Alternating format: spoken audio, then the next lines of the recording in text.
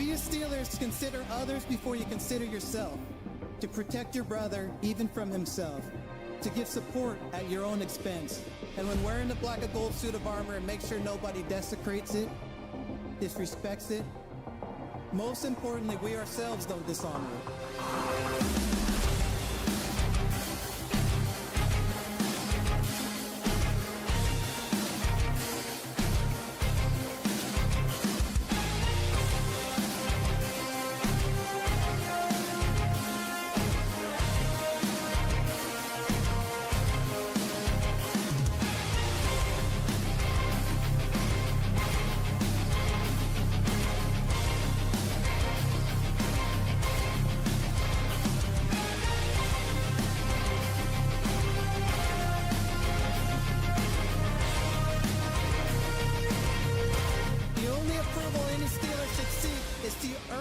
Approval from previous legends who have donned the black and gold.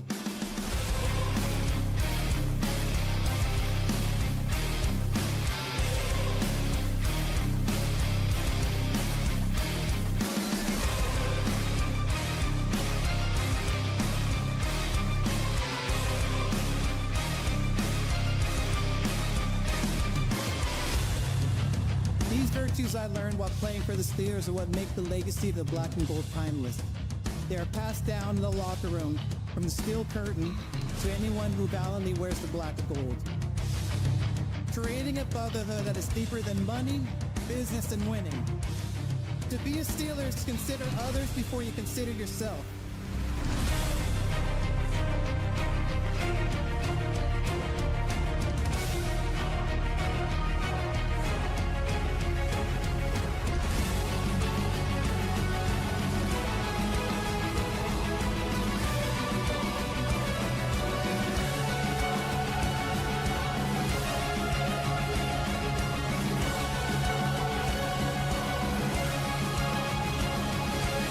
This is our culture, Steeler culture. Now, here are your hosts, Rob and Dan, the Steel Twins.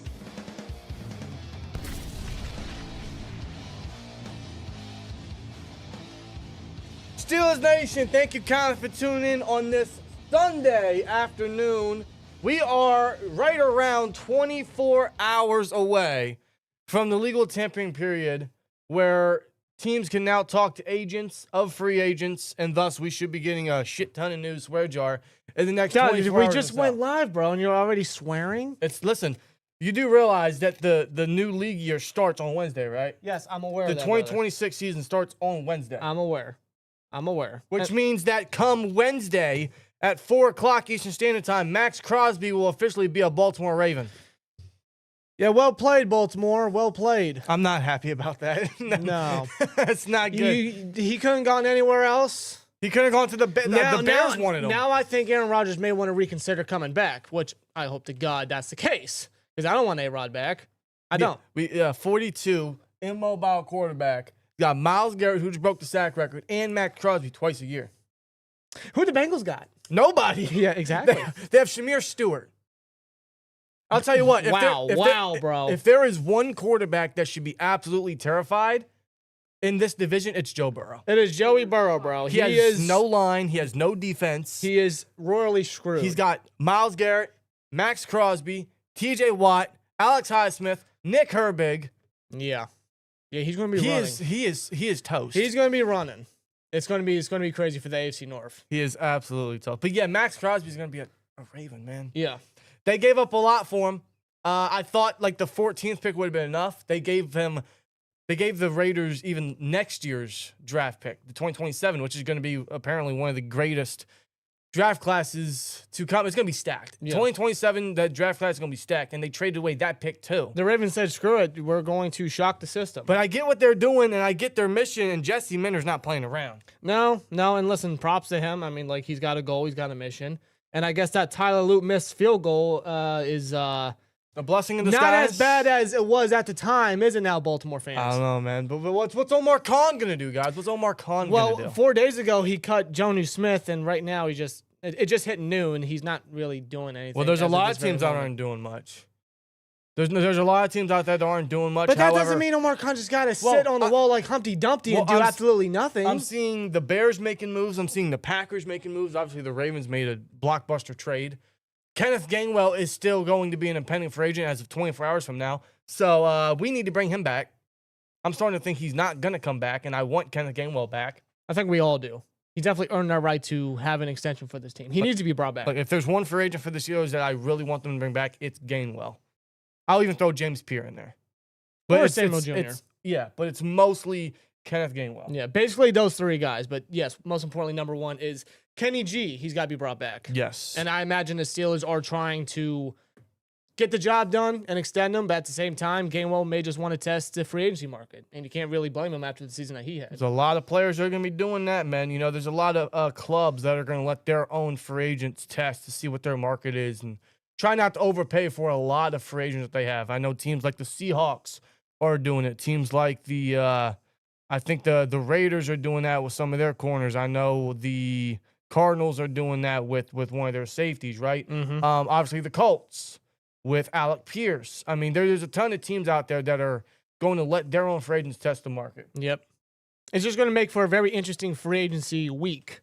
Yeah, because when you look at free agency, there's not a lot of elite names, but there's a ton of good football players. There's a lot. There's a ton of great role players. There's a ton of great guys you could bring in and fill a lot of these positions. For the Steelers, I'm hoping they're going to be active. I don't know if they will. They're top 10 in cap space. They got, after the Jonnu cut, roughly over $50 million in cap space now. Which the Steelers never have, by the way. So they have the flexibility to do moves that they desire to do. Yeah, so I don't know how active Khan and company are going to be. And that's the question, because we know the positions that they got to address. That's wide receiver, that's left guard, quarterback, of course, still the pool's not fancy out there. No. You got cornerback, of course, free safety potentially, slot cornerback potentially. A lot of positions that they got to fill for free agency. But I'm not anticipating them to fill all of them, because you got to keep in mind, they do have 12 draft picks for the draft in Pittsburgh. 5 in the top 100. Exactly. Projectually. So their activity in free agency, if anything, I'm hoping that they fulfill the most necessary positions. And we'll talk about it here in this live stream. Yeah, there's a poll in the chat. What's the biggest position the Steelers need to fix in free agency? And a whopping 74% say wide receiver.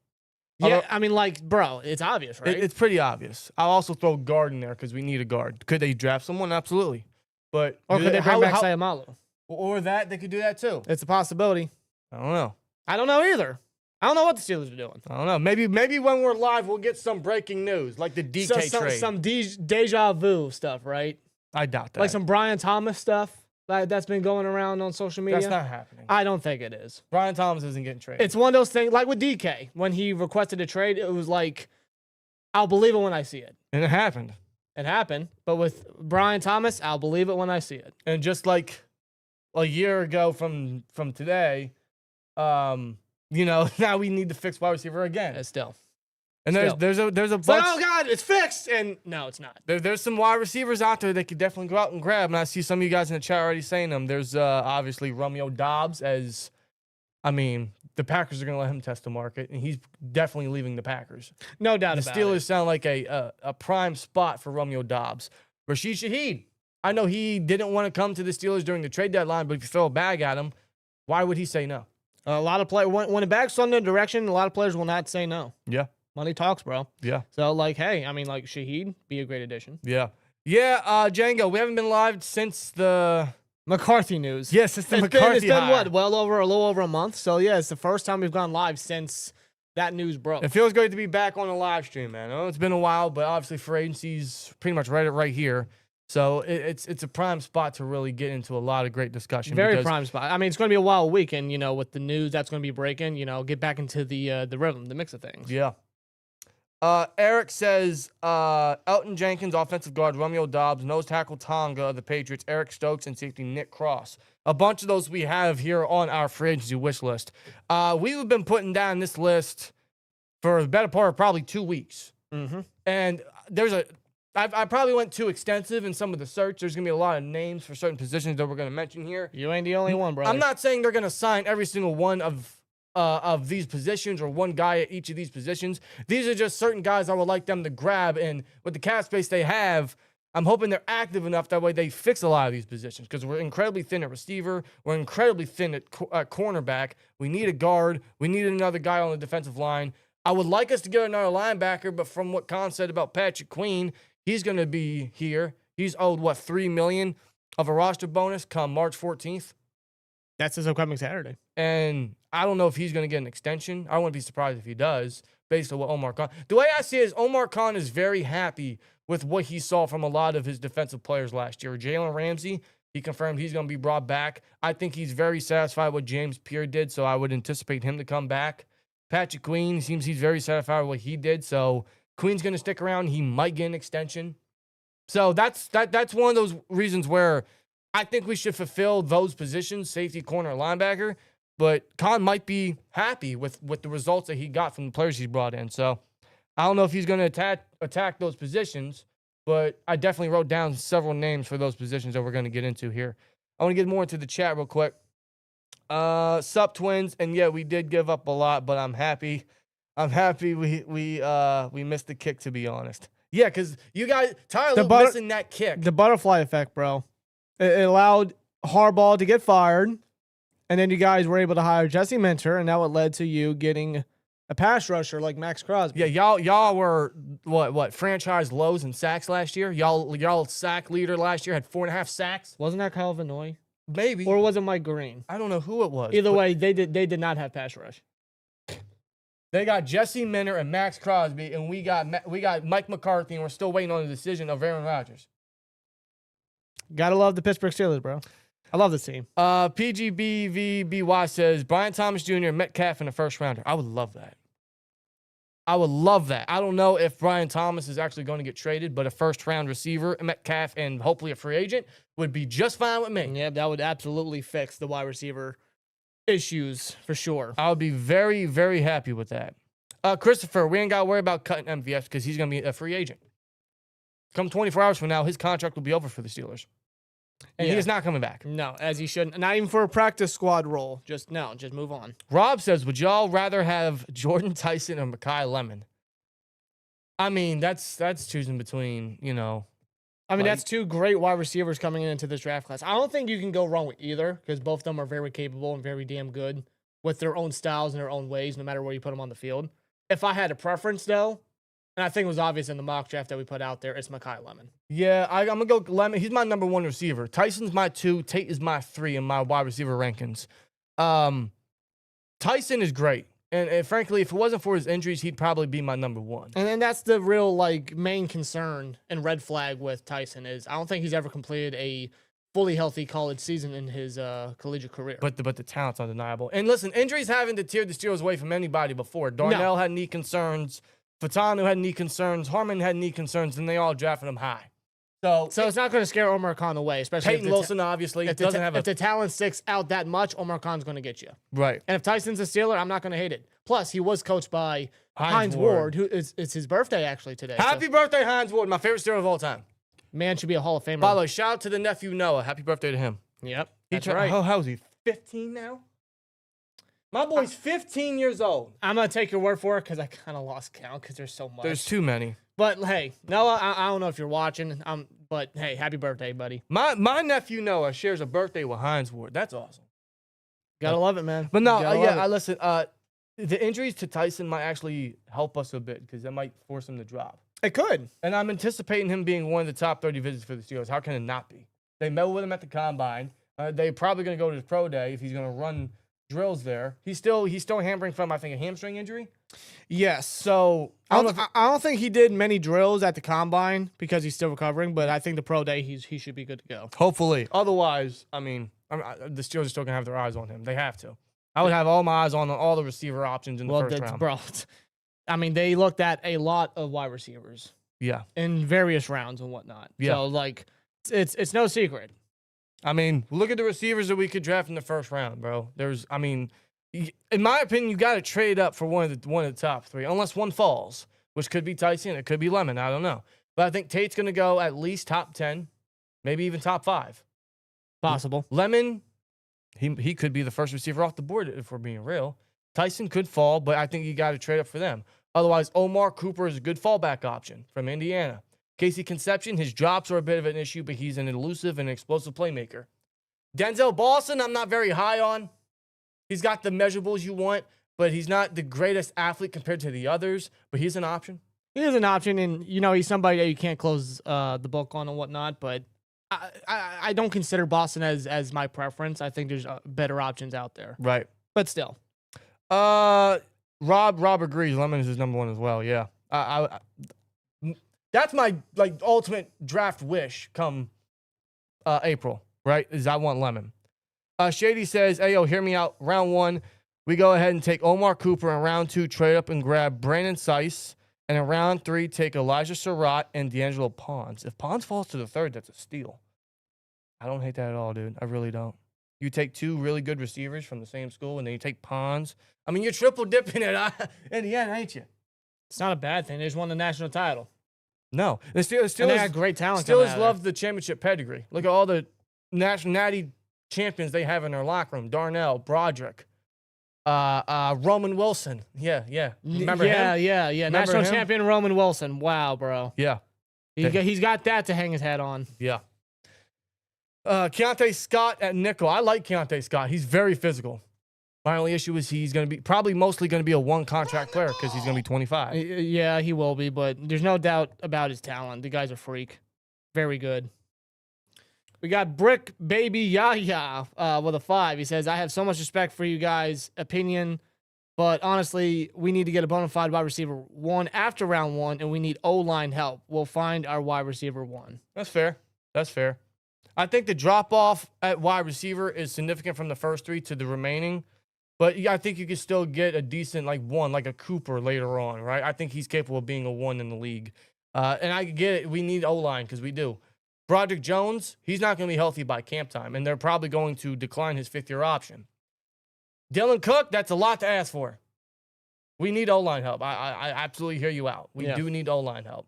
Maybe they sign or trade for somebody in free agency, but I could definitely see them taking the position high because Khan and them, Khan, Whittle, they prioritize the trenches. That's all Khan has took in the first round since being GM is the trenches. First round. That's right. I wouldn't be shocked if he goes there again. And if there's a certain tackle or a guard there at 21 that you just can't pass on, I get it. And then you could trade up. You could trade up if you wanted to for a receiver because you got so many picks to do it. You could do that, yeah. Trade back into the first if it's a possibility. Even trade up early. Even trade up early day 2. That's an idea. Let's say Cooper falls into day 2 somehow. I'm trading up for him. Absolutely. You get a guy like him, just reliable and dependable. Hell yeah. Just saying. But again, it goes to show the flexibility that the Steelers have in various ways. The amount of draft picks that they got. It's going to be interesting for draft time, but it's really going to depend on what they do and how active they're going to be in free agency. Fever says, should the Steelers sign Newsome to put opposite of JPJ? Newsome's lower on my list of corners. It's just he wasn't good for Jacksonville. He wasn't. And it appears that player-for-player trade with Tyson Campbell to the Browns and Newsome to the Jags was more so of the Jags just dumping that contract they gave Campbell. Yeah. Knowing that Newsome was going to hit free agency. Newsome's lower on my list. Now, I'm kind of looking at the other cornerback that they had that's going to hit free agency. Is that where you want to start? You want to start with the cornerback position? You know what? Why not? Considering we are talking about it. Let's talk about cornerback players in free agency. And, of course, Jamel Dean is at the top of that list. He's one of the top free agents set to hit the market. I mean, we know how he was in Tampa Bay for how many years now. Always been a very good coverage corner with good size and speed at his position. Been dependable. And if you remember, Carlton Davis left via free agency. I think it was, last offseason or 2 offseasons ago, whatever it was. Yeah, to the Lions, I think. Yeah, and Dean, he did step up as that cornerback 1. He stepped up his game. He was very dependable, very reliable. And this year, I would argue that he is coming off his best season, which could lead to him getting a good market. But there are some concerns, in my opinion, regarding Jamel Dean. One of those is his injury concerns or his durability concerns, because I don't think he's finished the season fully healthy. Never. In his career. And you got to keep in mind his age as well. He is going to be 29 years old. Right. So you're asking for a corner on the wrong side of aging with injury concerns who's probably going to get a decent market. Yeah, is it a smart investment with those concerns, with those red flags? Well, for the corner position, it's one of those positions where you got to be very safe with corners at that age, at that level, because that's typically when they start to drop off. Of course. You gotta be bro, very. we know. We know. I know. You gotta be very careful with how you attack the corner position with them at that stage of their career, right? Because you don't want to put yourself in a bad contract where you get them, you fix the position, you sign them a 3-year, however many dollar contract, and then the player just, his age starts to show, or he doesn't remain healthy, or he doesn't live up to that contract. You got to be very careful at the cornerback position. That's right. So Dean, I would like Dean, but you do have some concerns. But is he arguably the best corner on the market? Yeah. I don't think there's any doubt about it. And he's still very dependable. Brick Baby Yaya with a 5 says, we need left tackle and left guard. Isaac Sayamalu, hope I pronounced it right. Might not come back, leaning towards a definite non-return. I don't know what's up with his future, man. I feel like if they were to resign, say, Amalu, it would have been done already. They haven't resigned any of their impending free agents. None. No, not yet. Not even Gainwell. So I thought maybe if they were going to get a deal with him done, it would have been done by now. He's also aging, so you already know you got to replace that position eventually. He's a short-term fix. Like, he'd be here for, I don't know, another 2 years. But he's been here 3 already. So he wouldn't be the ultimate fix with an already young line. He'd essentially be a short answer. Maybe that allows the Steelers to draft someone in the mid-rounds to develop like they want to do with McCormick or whatever, especially with our O-line coach, James Campen. He has a complete history of doing that with the Packers. That's right. So it's something they could do. I'd rather go a little bit younger, honestly. Even if you got to cough up a little bit more money, you got the money to do it. Yeah. Again, the flexibility, over $50 million. But I think guard definitely needs to be fixed. I got plenty of names here at the guard position, but we're going to stick with corner. And I do agree. Left tackle, we need to grab someone to compete with Dylan Cook. If Broderick's not going to be healthy enough, we need someone to compete with Dylan Cook. Whether that's a first rounder, someone you want to draft in the mid rounds, you want to sign somebody, you got to fix that position. Yeah, I mean, they got options for sure. Here we are again, left tackle still being a major concern. Moving on, like Rob mentioned, Jamel Dean. This is one of my personal favorites and one of my underrated options. Monteric Brown of the Jaguars. Yep. Former 7th-round pick. Nickname, he goes by Buster, actually. Monteric Buster Brown, yeah. Yeah, former 7th-round pick who worked his way up into the starting lineup. I think he started 22 games for the Jags the last 2 seasons and has been a playmaker for them. He has really stepped up to the plate. He has earned his starting spot. He's come away with 3 interceptions and 20 passes defended in his last 2 years. And he's only 26 years old. They're very young. Very young, has starting experience in there. He fit well under first-year defensive coordinator Anthony, how the hell do you pronounce this? Campanelli? Campanelli. I think. Campanelli. The Jaguars defensive coordinator. He fit well under his system, his scheme and whatnot. And as a matter of fact, last year, he allowed the lowest NFL rating by a cornerback in zone coverage with a 45.8 rating. That's according to PFF. And that list consisted with Derek Stingley, Cooper DeJean, and even Joey Porter Jr. Wow. Yeah, that's quite the company. Yeah, see, this is one of my underrated players in free agency. One of my sneaky good hires, sneaky good signings that the Steelers could do is a Monteric Brown. He wouldn't break the bank. He's incredibly young, but he's productive enough that you could put him opposite JPJ and you would trust him enough. He's very good in coverage, willing tackler. He kind of reminds, when I look at his game, he kind of reminds me of Steven Nelson just a little bit. Yep. And Steven Nelson was a solid hire for it was 2 years. He wasn't here too long with Hayden. No, but him and Hayden, they put up a hell of a pairing. They were a very good dynamic duo at cornerback. That 2019 season was just... It was crazy. Well, that defense specifically. Yeah, it held up, bro. It held up our season. It held up Mike Tomlin's non-losing record and whatnot. But no, Monteric Brown, I mean, he sounds like a Steeler, an under-the-radar kind of sleeper signing that the Steelers would do. And Brown, just based off his resume, what he did last year especially... I would not be surprised if the Steelers were to look his direction or even sign him. And I wouldn't mind it one bit. He's actually one of my guys for the Steelers to kind of look at and try to acquire. Yeah, the former Razorback, I would really like them to grab Monteric Brown because it's cost efficient. He's young, so you're essentially fixing that position for it wouldn't be a short-term fix. You're thinking he'll be here at least 4 or 5 years, right? Alongside JPJ, who's definitely going to be getting an extension. Monteric Brown's definitely high on my list in terms of corners I want them to sign. When it comes to wish list, Monteric Brown's up there. Another one is going to be a lot more expensive, but Jalen Watson of the Chiefs. The Chiefs just traded Trent McDuffie to the Rams, and that Rams secondary is looking legit. Yeah, they have Trent McDuffie. They re-signed Cam Curl, so he's going to be off the safety market for free agency. You got Lake. You know, they have Roger McCreary. They have Kobe Durant, two other guys I have on the list here. They're going to be free agents that they're looking to come back for the Chris Shula defensive system. But Jalen Watson, I don't know if the Chiefs are going to bring him back, because the thing with the Chiefs, and I got to give credit to their secondary coach, Dave Merritt, I think is his name. He has done a very good job of developing a bunch of mid to late round corners into starters.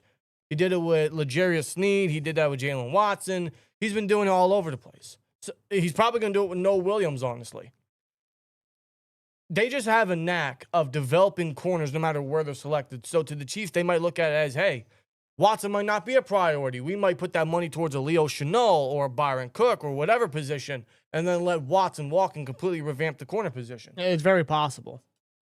But just based off Watson's performance, I don't know if the Chiefs are going to want to let him walk via free agency, considering that they did trade away McDuffie. Despite, what their secondary coach has been able to do, just developing corners and whatnot, still, it's like they don't exactly have a number one under contract at this moment. Maybe they want to do that with Watson. Maybe they see that in Watson just based off his development. Right.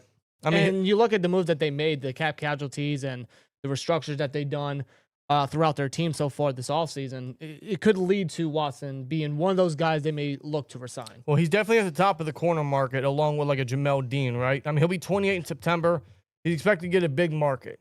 So if the Steelers want to add more to the defense, add more money, and maybe fix that cornerback 2 position, you could go with a guy like Watson, but similar to a Dean. I mean, he'll be 28 in September, so it's not a terrible age at corner. You could grab him for the next 3-4 years, and he might hold that position down just well enough. But just know he's going to come at a cost. He's going to come at a pretty big cost, actually. Yeah, he's probably going to get a bag for sure. Actually, let me search up what his projected market is. Because honestly, if they want to make a splash, which I'm hoping they do at least once or twice in free agency, this could be one of them. But he's somewhere going to get around 13 to 18 million at the corner position. See, that's another thing that you have to keep in mind with the Steelers at cornerback via free agency, right? Mm-hmm. There's no doubt they got to fill the position. But because you look at TJ Watt and Alex Highsmith, how much they're paying both edge rushers right there. And you got a looming extension with Nick Herbig, hopefully down the road, right? And then you got JPJ coming up as part of a player that's going to need extended at cornerback. So you're going to extend him ideally. You're going to pay him a good amount of money for him to stay with the team. And right. he deserves a contract extension. How much are they going to pay for a cornerback 2? How much bank are they going to spend on a cornerback 2 just based off what I listed? Well, I also mentioned earlier, they like James Pierre. They might be satisfied with what he did and bring him back and then still draft the position high, which they could. It's very possible. There's one of those. That'd be the cheapest route, but that's what I mean. Like, do they go out their way and pay big bucks for a cornerback 2, considering the extension of JPJ and whatnot? Right. Like, considering you're already paying 2 edge rushers high-end money, are they going to do the same with the cornerback position? I don't know. At least, it also pairs with what they're going to do with Ramsey. They're going to put him back in the slot, or they're going to keep him at safety. Because imagine the whole offseason with Ramsey at safety, he could actually work at that position and hone his craft a lot, right? While if you put him in the slot, it's still a good fit, and he's going to do well there. And then you could sign a safety. I don't know what they want to do with Ramsey. So that kind of limits potentially the corner options, because you put Ramsey at in the slot, they might have to sign a safety, or they're probably going to draft someone high. Lord knows. Or they put Ramsey back at safety. You still need an outside guy, and you're going to need someone in the slot too. Yeah, exactly. It's just really a matter of where they ideally want to put Jalen Ramsey. Yeah. Specifically Patrick Graham and whatnot, our new DC. Right. It's just going to be interesting, but still. But yeah, Jalen Watson's going to come with a bit of a price. So I'll put him on my wish list, because I think that would be one of those splash hires that would do well for the Steelers. It's just I'm not going to expect Watson coming to the Steelers, right? I'll add another one here. Like I mentioned, Roger McCreary and Kobe Durant are free agents of the Rams defense. McCreary playing in the slot and Durant playing outside, right? They're very underrated players, very under the radar guys. They're people that really worked well with Chris Shula's defense and essentially have breakout years. We're going to start with Roger McCreary, because he's mostly a slot weapon. And I like him a lot as a slot weapon because we need a slot corner. Yeah. We need someone that's a lockdown guy that can blitz, right? That can work in the tackling department. Roger McCreary does that, and he's still very young for his age. He's only 26 years old. You know, he's got the experience. He's got the pedigree to carry on with him and whatnot. And when he was traded to the Rams away from Tennessee, I mean, Shula figured out a way to utilize him, and he really benefited that secondary to a degree. He did really well, specifically in the slot. And that's all that he'd be as a pure slot cornerback. If the Steelers want to add another body there to compete with Brandon Eccles or just have an extra guy in there for the slot, you can't go wrong with a guy like McCreary. Yeah, he's another one of those under-the-radar, sneaky good signings that they could definitely grab, unless, of course, the Rams want to bring him back. Same thing with Kobe Durant. They might bring both back.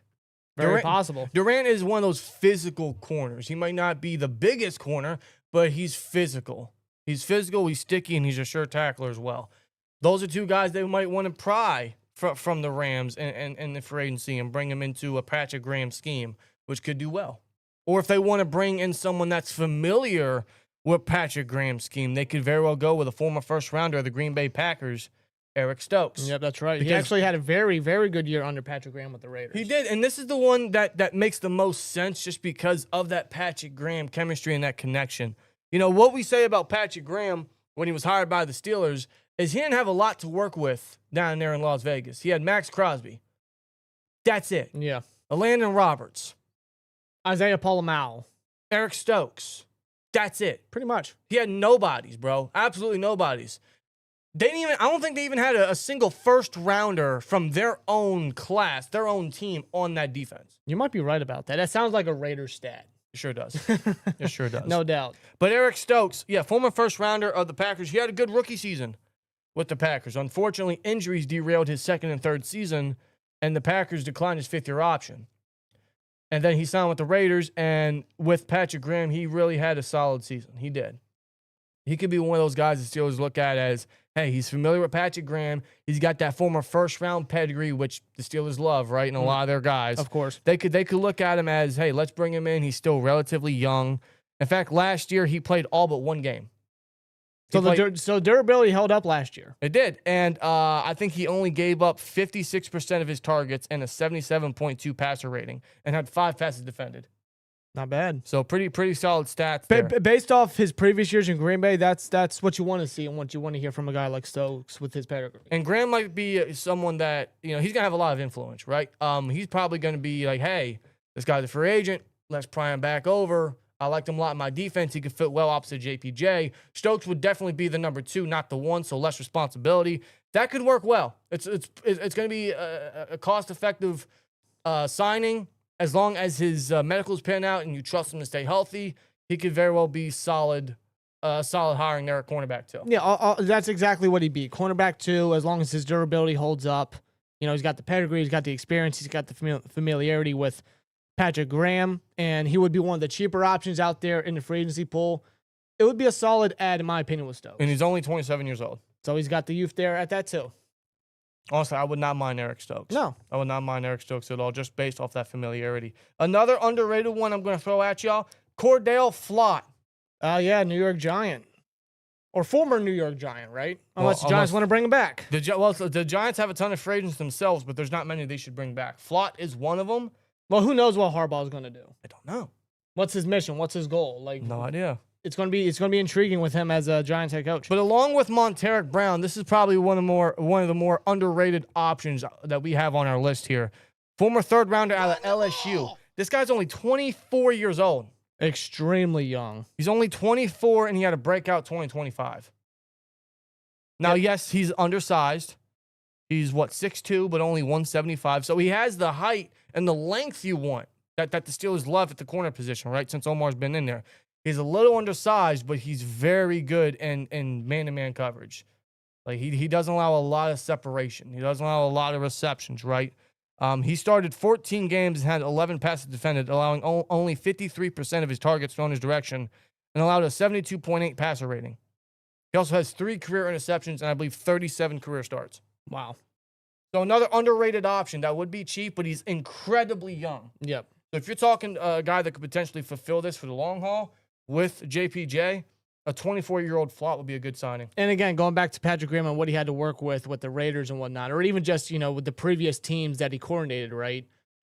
Just getting the most out of players, especially a young player with experience, a guy like Flott and whatnot, it's a possibility. Yeah. And, that youth's going to stick out about the Steelers, that experience going to stick out about the Steelers. And his performance, he's one of those guys on that defense, is somebody that did stick out. I think he actually performed a bit better than Deonte Banks over at the cornerback position for the Giants. Right. He was one of those guys that the Giants kind of preached about, or like Giants fans, I should say, kind of preached about and were, happy about how his play was being on the football field. Right. So he's one of those guys to kind of keep an eye out for in free agency as well. We got Shannon Cassidy with a 4.99. Unfortunately, we need a quarterback more than a wide receiver. Aaron Rodgers masked wide receiver problems last year. We needed a plan at quarterback for 5 years now. Yeah. They should have already had a plan well before Ben retired, and they didn't. They never had a backup plan. Never did. And they still don't. Their backup plan was, let's just go with the kid next door. Kenny Pickett. No. That didn't work out. Obviously. And ever since then, it's just been a rotating door of aging rental vets that don't pan out. And I'm hoping that's not the case. I don't want Aaron Rodgers back no more, and I definitely don't want Kyler Murray. No. No, thank you. No. No, thank you. But the quarterback options aren't great, no matter where you look. So I don't know. Just not the offseason to fix quarterback. It's not. It's not, but it's also the Steelers are really banking on the decision of Aaron Rodgers again. I don't understand why. I don't either. The legal tampering period starts in 24 hours. I don't understand it either. I don't know. I don't understand it. I'm going to also add to the cornerback list Tariq Woolen. This guy's a bit of an interesting one because, he had a great rookie season, right? Well, he's a recognizable name, that's for sure. He has the measurables and the speed you want. His ball skills, though, are very inconsistent. So, like, one game, he'll have a great performance. Then the next, he'll just show a lot of inconsistencies and make a lot of mental mistakes, or he won't make plays in the run game, or he'll commit penalties, very much of what he did last year. And that's one of the flaws about Tariq Woolen is the constant penalties. And I don't think he's exactly the cleanest in coverage either. I feel like his coverage skills have kind of diminished and have declined over the past number of years. Now, he's still a young corner. He's going to be 27 very soon. He's got the size and speed that you want and the experience at that. And he was a part of the Seahawks Super Bowl team, of course. But he's one of those guys that just... maybe years ago, like, he was a great player, but nowadays, I don't think he's really a reliable corner, in my opinion. I think he makes too many mental mistakes to give a big contract. Like, this is one of the many free agents that the Seahawks have that they're probably going to let walk because they don't want to force themselves into awful contracts. No. When they probably have someone like a Josh Jobe who's going to be another free agent for them that they're probably going to bring back. Josh Jobe would also be another decent little cheap hire for the Steelers if they wanted to. Former undrafted free agent by the Eagles. Last 2 years, he's done very well for the Seahawks. In fact, I think this year he started 15 games and had 12 passes defended, did Joby. Wow. Also allowed a 75.8 passer rating. So, for all we know, the Seahawks might bring him back and let Woolen walk and let some team overpay for him. I wouldn't be surprised by that one bit. Like, Woolen is just one of those guys where, he had a great season in his rookie year, 6 interceptions, but since then, he hasn't really found that magic, that spark, right? So he's one of those where I would proceed with caution. I'd tread lightly. If it's a good contract, sure. If you're asking for top money, I'm out. Yeah, like, we'll throw his name out there because, he's going to be a name in the free agency pool at cornerback. It's like there's no doubt the talent's there. He just hasn't put all the pieces together. Right. But I feel like, with his experience and how long he's been in the league, you figure he would have put them together by now. He just hasn't yet. A couple other names I'll add here. I'm not saying this is part of my wish list. I'll just add them. Someone in the chat mentioned Greg Newsome, right? I think it was Fever. Greg Newsome didn't really do well for the Jags last year. No. That trade didn't pan out. It was more of a cap dump off for Tyson Campbell. Yeah, I think I'd pass on that one. Yeah, he's got first-round pedigree, right? He was with the Browns. He went to the Jags, and he allowed 5 touchdowns with the Jags. Yeah, just not good. Another one is Nashawn Wright. Yeah, he led the league in 8 turnovers last year, but he gave up a lot of yards. A lot of yards and 8 touchdowns he allowed. Yeah. Along with 7 penalties and 725 yards allowed. He's he's not good. Yeah, there's no doubt he burst onto the scene due to his ball hawking skills and his turnover capabilities. And that's a huge prop to Al Harris. Or not Al Harris and even a Dennis Allen. Like, you got to think that Wright and Dennis Allen's defense, like, it was a fit for him considering how Wright was before he even became a Bear. But in coverage, not the most reliable. What did he give up? 725 yards in coverage last year? Mm-hmm. Which was the 5th most at his position, I believe. And a 94.7 passer rating. Not great. So, but here's the thing I do want to point out, not to interrupt you. Mm-hmm. He was a 3rd-round selection in 2021 by the Cowboys under then head coach Mike McCarthy. I forgot. And you look at McCarthy and his coaching staff and all the connections that McCarthy's had with them. Now, time out. He's the one. He also traded him to the Bears. He did, but there's also the familiarity. And after the season that Wright had, where he burst onto the scene, McCarthy may look at that. Right. I don't know. I'm just throwing it out there. Well, if you want to go with the Mike McCarthy connection, I know where you're going with this. You go. Trevon Diggs. We know about Trevon Diggs. We know the type of player he was with Dallas, the ball hawk. He had 11 interceptions in 2022. Yeah, but as many interceptions he got, he allowed just as many touchdowns. Or just coverage yards. Yeah, he's not. He gave up, I think that year he gave up over 1,000 yards in coverage. Yeah, he gave up basically a season total. It's not great at all. Wow.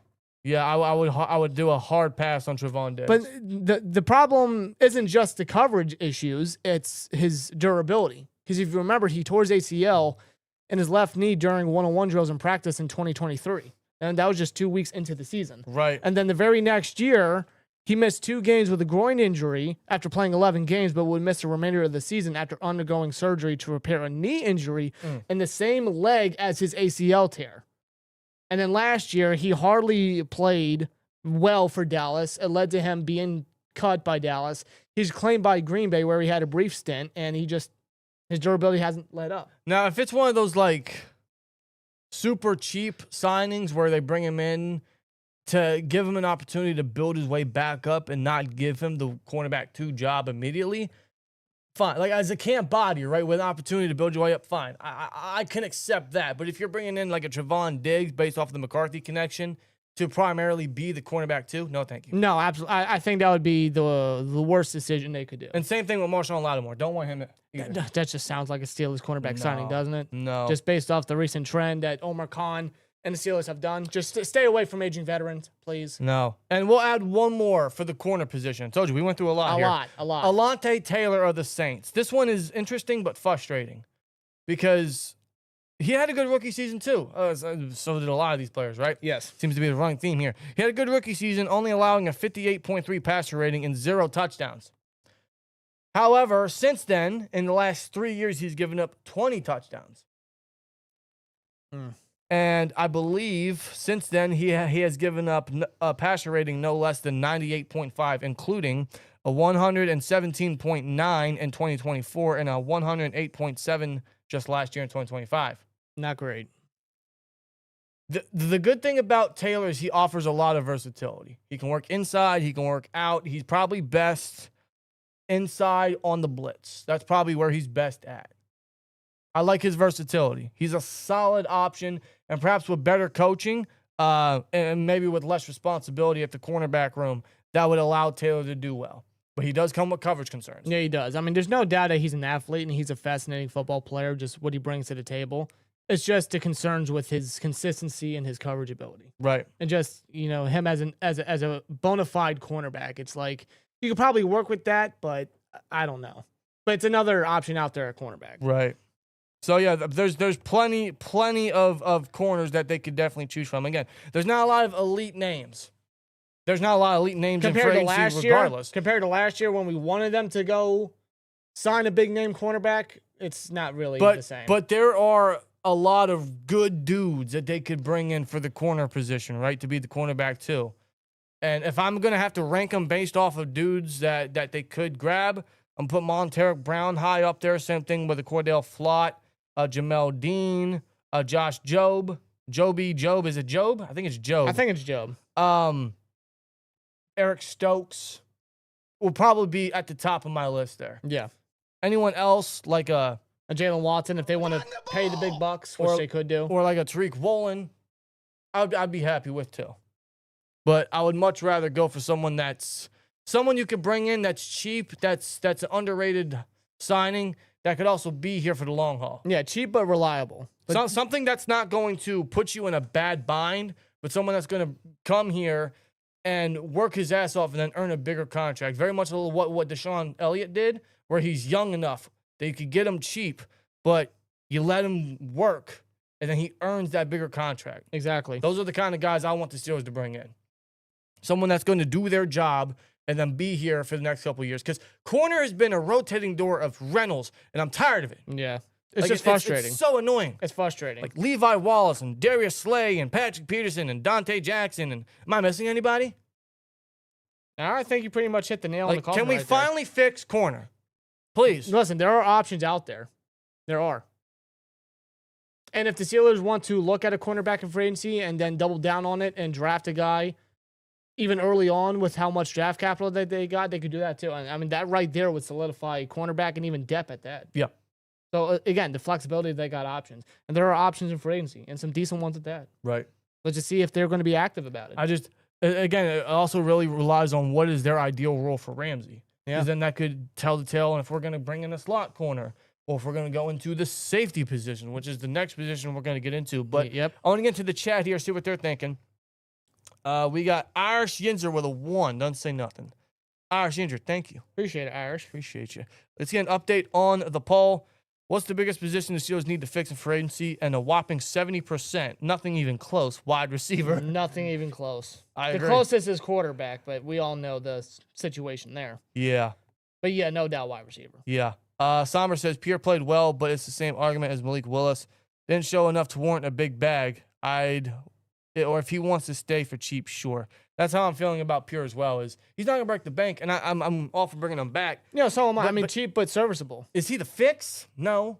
Is he a good fill in? That way we could still draft the position early, and then develop that guy forward and onward. Sure.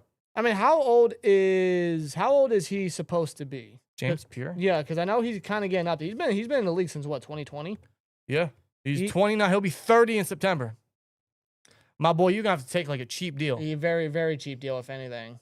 I mean, again, cheap but serviceable, especially after how he performed last year. Like, that's a route I can really see the Steelers doing. Or if they want to go a cheaper or younger route, they could go with Asante Samuel Jr., have him go younger, have him work there, and still draft a cornerback. Right. That's kind of more the ideal route that I see the Steelers doing, that I see Omar Khan deciding on. Right. I mean, again, But again, other options at cornerback that I would like them to look into. Hopefully they do that. see, I'm kind of hoping they keep Ramsey at safety and still draft safety, obviously, but maybe even sign a depth piece, maybe. But keep Ramsey at safety, sign an outside corner, and then draft a slot corner. Because I think there's plenty of slot corners in the draft you could definitely grab that's going to be really good options. A lot. There's a lot. There's especially ones in day 2.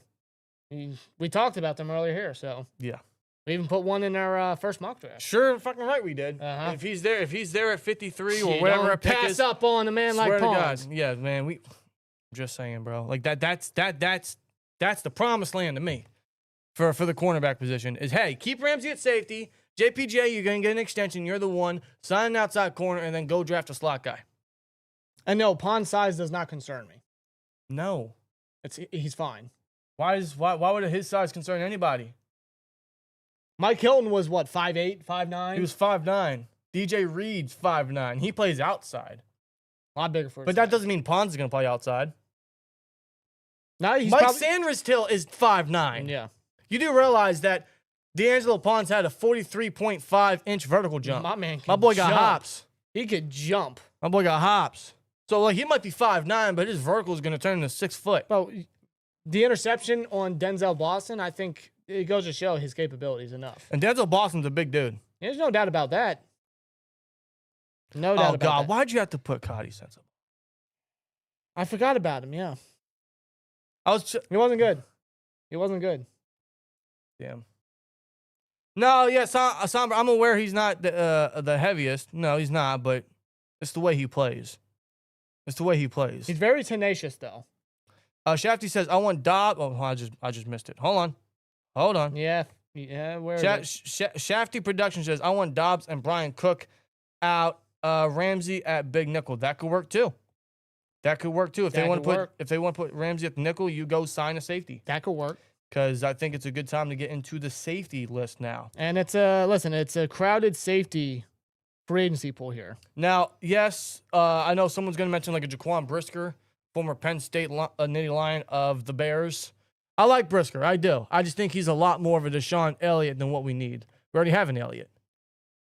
Yeah, I think that would just be contradicting just to have two players of the same position. Or same style. Not same position, same style. Not contradicting, redundant. Or that too, yeah. I think that's a better term for it, actually. It would be redundant. Like, there's no doubt Brisker's a hell of an athlete. He's a very good player, and I'm sure the Bears are going to try to resign him because they have two of their safeties hidden for agency. You got Byard and Brisker.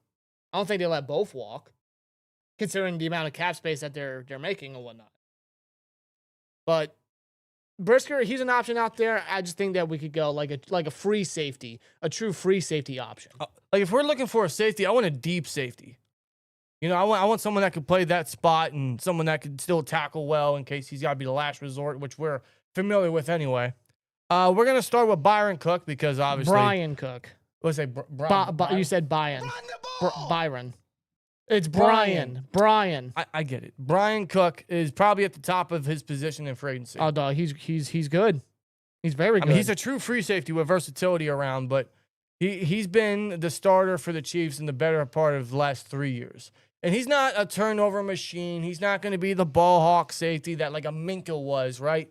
But he's a great tackler. He's got good range. He's got good ways of reading the quarterback's eyes and understanding certain receiver routes and making plays as a deep safety. Yep. He's another one where the Chiefs might want to bring back.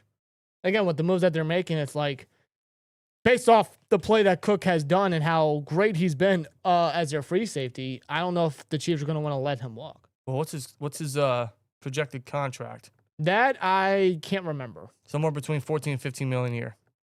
That's actually not too bad. Pittsburgh 110 with 199 says, is Brian Thomas Jr. a realistic option at wide receiver? I don't think so. But perhaps. Maybe. I'll believe it when I see it. Yeah, it's kind of like the DK situation, right? It's like, let's just well, wait. wide receiver, that's just the mentality I'm going with, okay? I'll believe it when I see it. Right. Because we've been through the ringer so many times with this. Right. But yeah, Brian Cook, probably top safety in free agency, right? If it's not Brisker, it's probably Brian Cook. And yeah, he's going to command a big market. Chiefs might want to bring him back, but there's going to be a ton of safety needy teams out there that are going to want to try to bring him in. In fact, there's some certain teams out there that need safeties that have a lot of cap space to do so. Yep, that's right. So, but Brian Cook would be a really good splash signing. Again, if Colin wants to go with some of these splashes, Brian Cook's another one. Yeah, especially at the safety position. And again, it's going to be really dependent on where they want Ramsey and the type of safety that they're going to sign. Like, is it going to be like a splash guy, like a Brian Cook, where okay, he's the starting safety and Ramsey's at the nickel, or is it going to be a depth guy to which Ramsey's still going to be the starting free safety, but you got a depth piece to work with, which could happen, or maybe they don't sign safety at all and they keep Ramsey at safety and then they draft somebody, which could happen. That's another possibility. They have a lot of early picks and the safety class is really good, actually. It is. I think you could actually get a couple starters day 3. That's how stacked it is. I like a lot of guys in the draft class at safety. Me too. But from one Cincinnati Bearcat to another, Brian Cook's college teammate, Kobe Bryant. Kobe. Yes, his name's cool, but what's also cool is that he was a big playmaker for the Seahawks in their defense this year in Mike McDonald's scheme. And funny enough, he came into the league as a corner and working in the slot. Then he made the transition to safety just 2 years ago, and it's been the best thing for him. It's been a very smooth transition. It's been his natural spot. Like Mike McDonald, he realized his potential and his athleticism, or even his versatility, and just the upside that Brian had coming out of Cincinnati. Right. So he moved him to free safety, and his game had just improved. Like, the safety position just fits like a glove for Kobe Bryant. I mean, he's had 7 interceptions the last 2 years. Including 4 coming this past season. He was a big part of that Super Bowl winning defense. Laid a couple hits in that game, actually, versus the Patriots. On Henry, and I think it was Matt Collins on the deep play. Yeah, he had a real good game in the Super Bowl for sure. He plays physical. He has great instincts, right? He's fast. He can cover a lot of ground. He's got great range. He's got everything you want in a deep safety with a little bit of versatility. The only issue with him is his tackling. Yeah, that's kind of a negative on his part. Has a high missed tackle rate, and it's one of the nagging issues coming into his game that hopefully improves down the line. seeing that he's still fresh at the safety position, but even still. But if they're looking for like a true deep safety, a true ball hawk at safety, and somebody that's still got plenty of career left in him, like he's a very young player still at his age, Right. then Kobe Bryant's the guy. Like Kobe Bryant's actually one of the guys I'm hoping that the Steelers look at and bring in, because I've always been a Kobe Bryant fan of him coming out of Cincinnati. Because I remember we were at the Steelers draft party at Heinz Field in 2022. I kept looking up at the board. I'm like, can the Steelers draft Kobe Bryant? Because at the time we needed cornerback, and I always felt that he could have moved to safety because of his size, intangibles, and his speed. Right. But then the Seahawks got him. I'm like, oh damn it! Like, well, there goes that option. And now, yeah, he moved to safety, and he's going to get a decent market himself. He's probably going to get somewhere around double digits a year. Yeah, and I'll tell you what, if he becomes a Steeler, A-Rod can't wear 8. No, because we know Porter's not giving up 24. It's a life career, or it's a career long thing where wherever Kobe Bryant goes, he's got to wear 8 or 24. This has to happen. But honestly, the Seahawks might let him go too, because they might look at a guy like Ty Okada, who stepped up this year, came out of nowhere. That's right. And they might look at him as, hey, he might be just as good, but a lot cheaper. That way they can throw all the money they have into an impending extension with JSN and maybe Sam Darnold, obviously Devin Witherspoon coming up, and a bunch of their drafted guys. That's why they're probably going to let Kenneth Walker go and a lot of their own other free agents. They're not prioritizing a lot of them, and they're going to get comp picks out of them, which is how they're probably going to keep this dynasty run. Yeah. Honestly. It wouldn't surprise me. That's just how they do it. That's how dynasties exist. You got to sacrifice certain lambs. You got to get comp picks. You got to put money into your own, like, homegrown guys, but guys that are significant playmakers, right? The X factors, essentially. Sometimes you got to lose to win. So Kobe Bryant's probably going to leave. I don't see the Seahawks bringing him back. I wouldn't overpay for Kobe, though. No, I wouldn't either. But if you want a guy that's starter-worthy, starter-capable, a ball hawk, versatile, dependable, and physical, Bryant would be a solid addition at the safety position. I mean, he's a great deep safety. Yeah. He is. With, a lot more room to grow. In a Patrick Graham scheme, I think it'll be a good fit. One of the more underrated ones that I would really like them to do, and he's been a starter for a long time, ever since really the 2021 season for the Cardinals, opposite Buda Baker, and he's only 27 years old still, so he's still very, very young. That is Jalen Thompson. Yeah, Jalen Thompson would be one of those like under the radar, sneaky good signings, right? Another good player at the safety market, 7 years of experience, like Rob mentioned, 27 years old. He worked with Buda Baker. One thing about Thompson's game is, he hasn't had a pick in 2 years. Otherwise, I mean, he had 4 picks in, what year was that? 2023? Yes. I think it was. So that was the last time he had an interception. But that he possesses ball hawking capabilities. He hasn't had it in 2 years. But where he's grown a lot is his tackling. He's a great tackler. He's a dependable defender. And he's got experience at safety. He can work in the slot. He can move around. He can work in the box. This guy is very versatile. Yep. Very versatile. Like, he can work anywhere you want. Any sub package that Patrick Graham wants to run, it could work. You want to put him in the slot, you could work him there. You want to put him in the box, he's well enough and big enough to work there in the run game, right? In the blitz, you can do that too. Jalen Thompson's a jack of all trades. He's a Swiss Army knife. Yeah, he just knows how to disrupt plays in both the pass and run game. Very starter capable. He's been a starter for many, many years now for Arizona.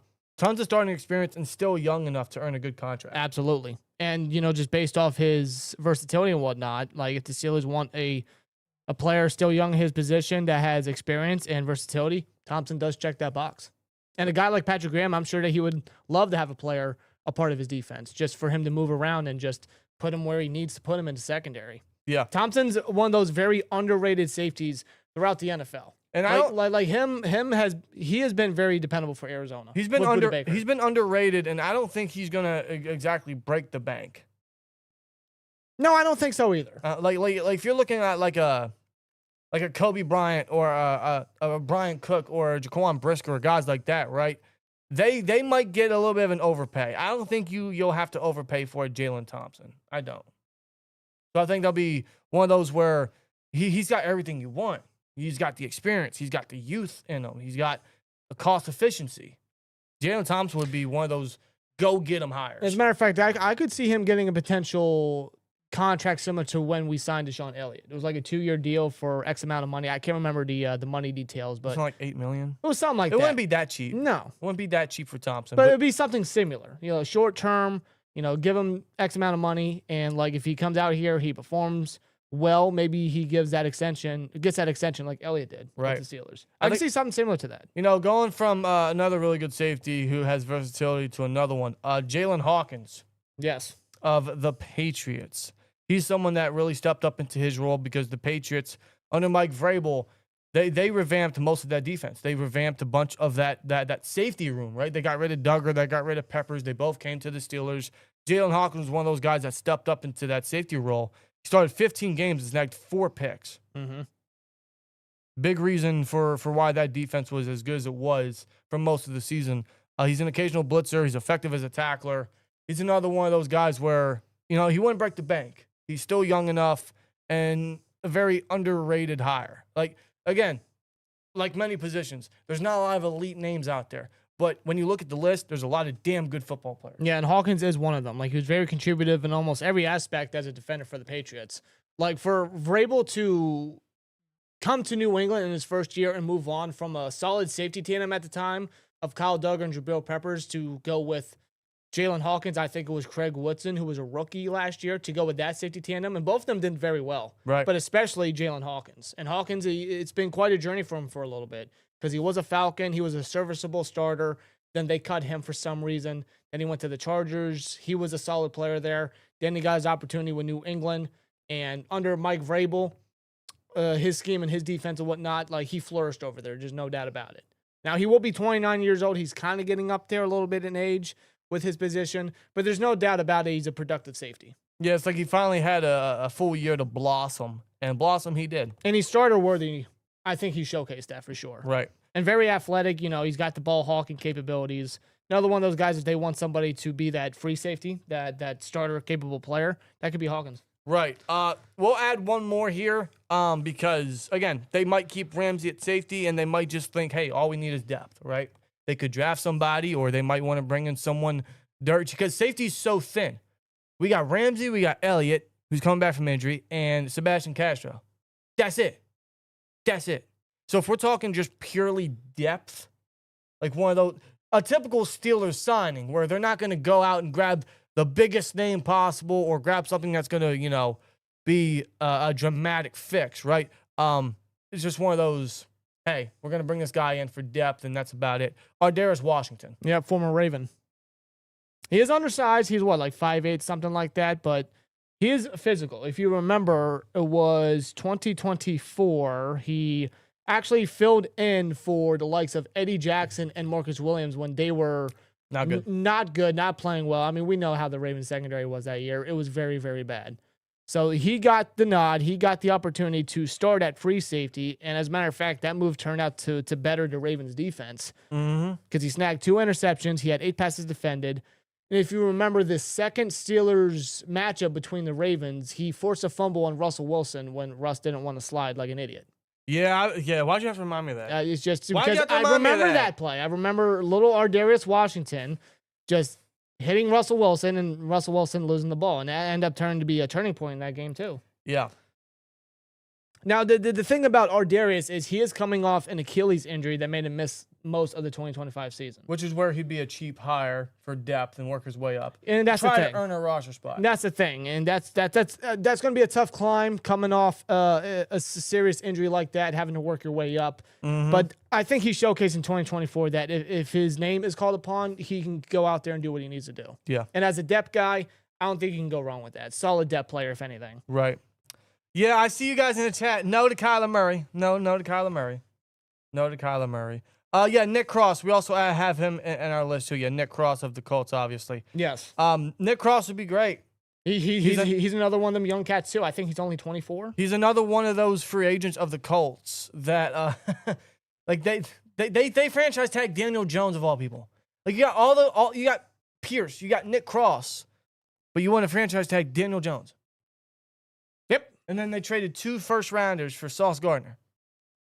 Yes, that they did. I don't. Isn't Jonathan Taylor coming into a contract year? He's got one more year left on his current deal, I believe. I don't like the path of the Colts right now. I don't. But Nick Cross would be good. Nick Cross. I've always liked Nick Cross since coming out of college, right? Well, did he come out of Maryland, I think? I think so, yeah. Something like that? It's not a lot of Maryland cats that come out that really pan out. But No, but Nick Cross has always been one of those steady starters, but very solid for Indianapolis. Again, very young. He's got the experience, very capable. Versatile at that, too. He's a good tackler at that. He's actually one of the more consistent tacklers, too. Right.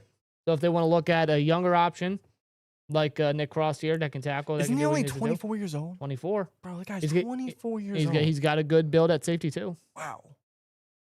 He'd be a solid addition. He's incredibly young with a lot of starting experience. Mm-hmm. Now, his market himself is going to be one of those where you don't want to overpay, right? Like, that's the thing. You don't want to overpay for some of these positions. Nick Cross is probably another one of those. Like a Brian Cook or Kobe, right? Nick Cross is probably up there, too, with his contract projection, where it's probably going to be probably double digits, too. And you don't want to overpay. Maybe it won't be that much.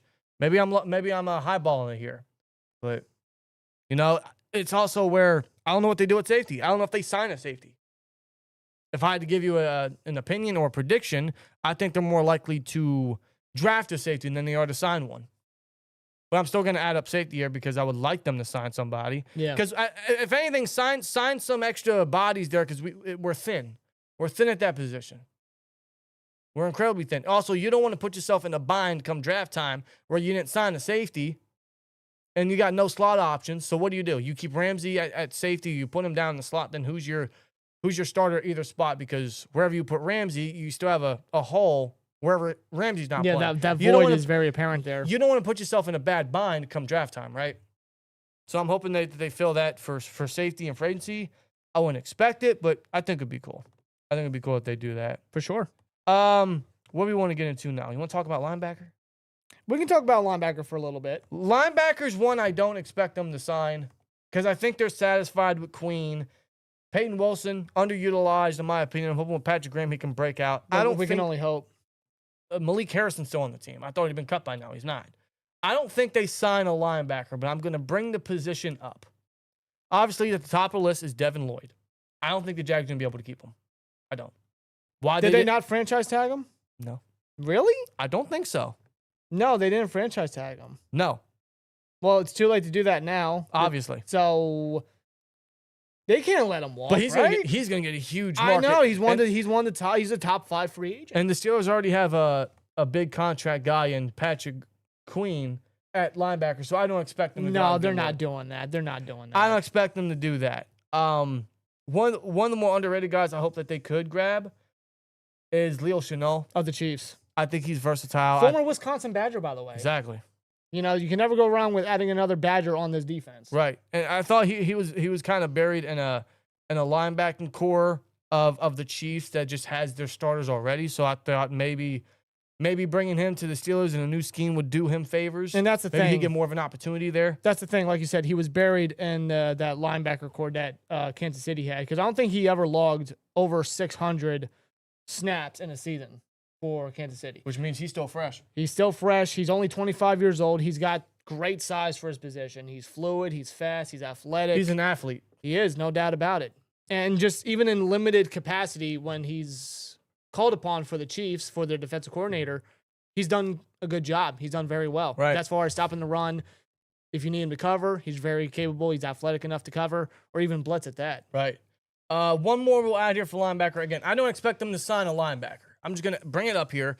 Quay Walker, he's a good run defender. He's good in the blitz, and I don't think they used him enough. I don't think that their defensive coordinator used him enough in the previous blitz one, packages. Jeff Hafley? Yeah, I don't think he used him enough. I thought they put him in bad situations where they really allowed the opposing offenses to exploit his weaknesses instead of using Quay Walker where he shines, which is blitz the guy. When you blitz, he's the guy that you run down that hill, right? Yeah.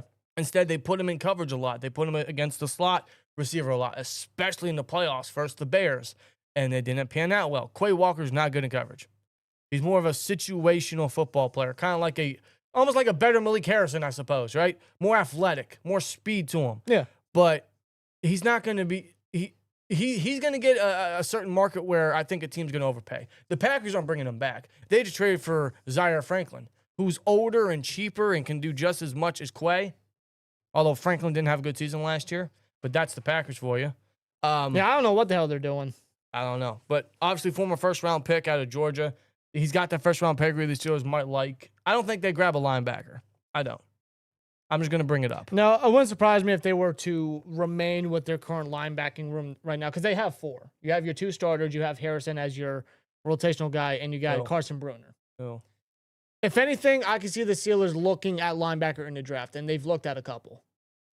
I think one of them is actually Cincinnati Bearcat. Was it Jake Golday? Golday. He's a day 2 option. He's a very big athlete. They've very looked fluid. at Anthony Hill from Texas. They've looked at him. He's Bryce Betcher from Oregon, who's CJ more of a Allen, day I 3 believe. pick. Yeah. So they looked at some of the top guys, some of the top linebacker prospects. So it's not out the realm of possibility for them to take linebacker early. I think that's more of the ideal situation I could see Khan and the Steelers doing and targeting. Because, despite Khan's comments on Patrick Green, how he likes him and he wants him to be here, whatever he said, his future is still uncertain. You know what I'm saying? Well, he's in the last year of his contract. That's what I mean.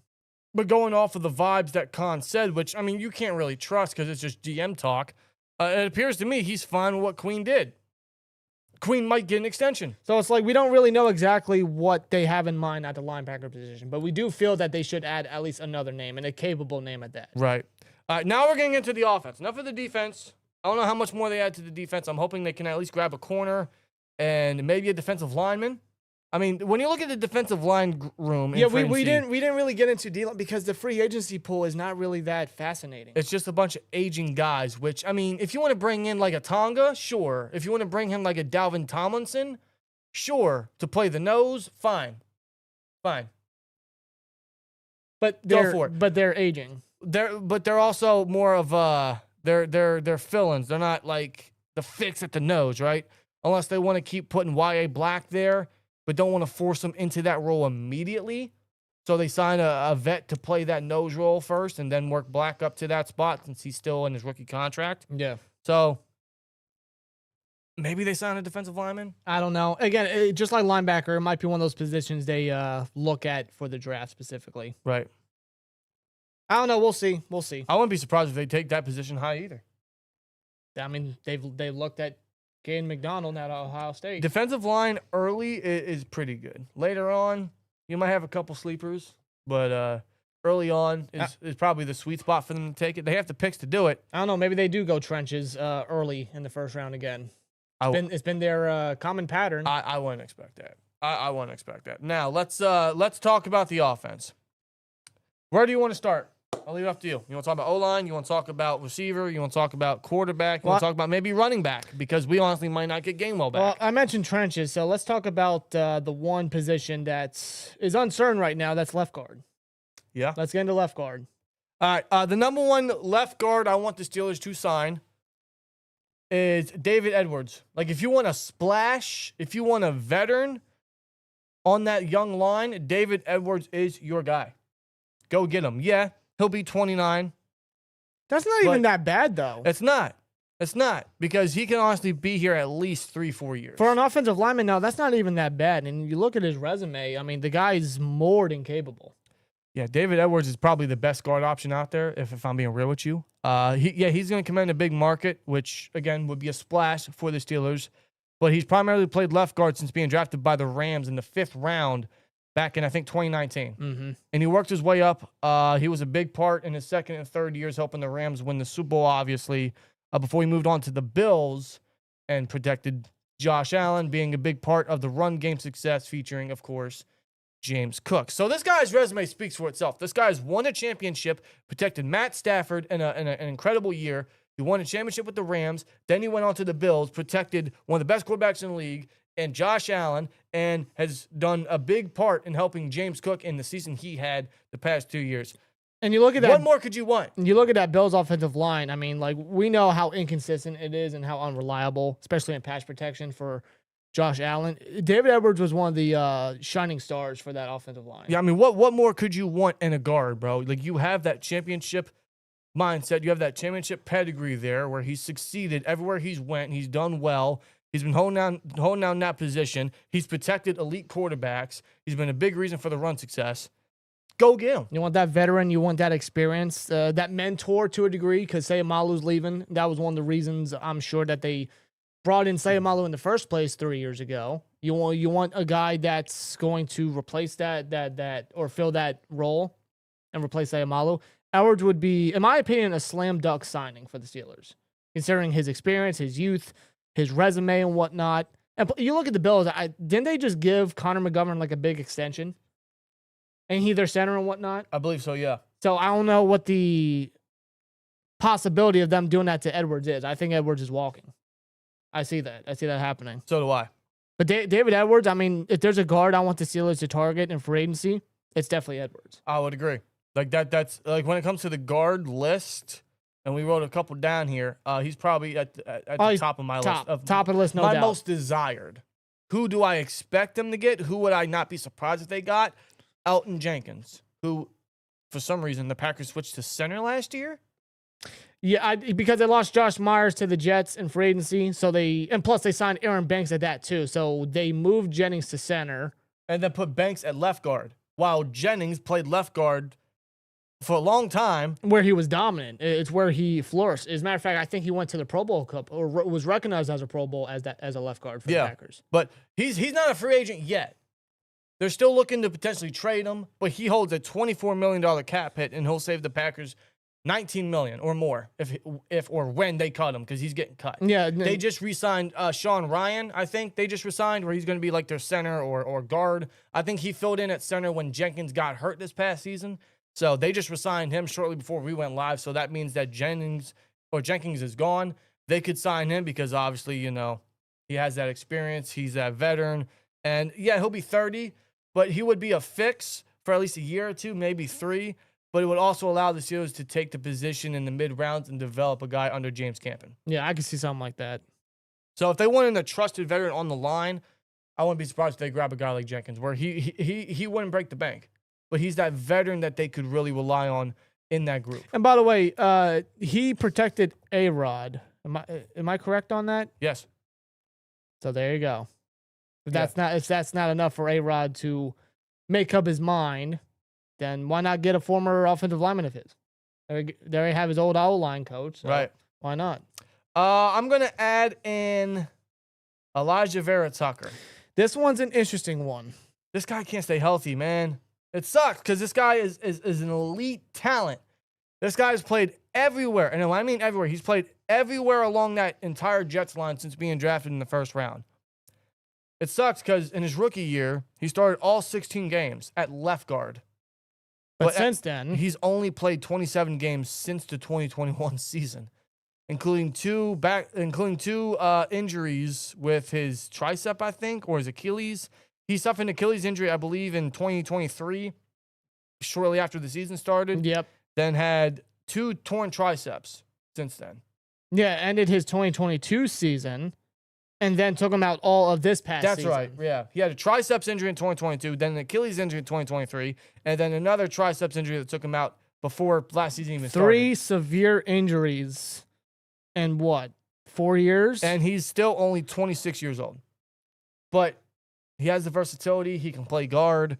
He has that first-round pedigree. My man just can't stay healthy. No, and that's the biggest red flag about him. Like, if they want to bring him in because of his youth, and when he is healthy, I think he showcased that he's capable, more than capable of holding his own. But you got to be very careful if you want to look at him and his talent. And that's the thing. If they want to bring him in as a small prove-it year, like a 1-year prove-it year deal, I could see something like that. You got to have a backup plan, though. You better. That's the question. So you're going to draft a position high. You're going to take someone in the mid-rounds. You're going to sign another guard just in case? You're not going to rely on Vera Tucker for 1 year and then not address the position with 12 picks in the draft. Do they sign a guy like Vera Tucker based off his pedigree and the fact he'll be cheap and it's a prove-it deal, or are they just going to rely on Spencer Anderson to be the insurance policy if Tucker can't stay healthy? I like a lot of Tucker, man. I do, but the injuries scare me. It's just he can't stay healthy. He can't. That's the biggest fault about him. 3 season-ending injuries. Man, in the last 4 years. Yeah. I add him to the list because I really like him as a player and his potential when he's healthy. But that's the issue, when healthy, right? It sucks. Injuries fucking suck. And not to mention Sayamalu He's also dealt with a plethora of injuries, I think, over the past 2 years, actually. The last Especially, what was it, his shoulder? The last 2 years, it kept them out of the beginning of training camp. And Spencer Anderson got left guard first team reps. Yeah. So do we really want those injury concerns at the guard position? Again, especially left guard again. At least when the season starts. This guy got hurt before the season started. Yeah. Like, I don't know if the Steelers want to endure that again. But if they want to go with another former first rounder, Zion Johnson of the Chargers. I believe he's played all but 2 games in his career. So we go from a former first rounder with too many injuries to a former first rounder with not so many injuries. Zion Johnson's only missed 2 games in his career and has played a left guard position since his 2nd year. He's not the best guard in the league, but he's very serviceable. I think he's solid. A lot of his concerns relies on him not diagnosing certain stunts and having penalty concerns. However, I will mention that the entire Chargers line suffered through so many injuries. Oh, we know. So many injuries, but Zion Johnson somehow evaded the injury bug. But injuries to Joe Alt and Rashawn Slater, and first of all, their center was not Bradley good. Bozeman. Not good. So he had depth pieces literally on each side of him. He didn't have a lot of communication, so perhaps better guys on the line could do him solid. A better O-line coach could do him well.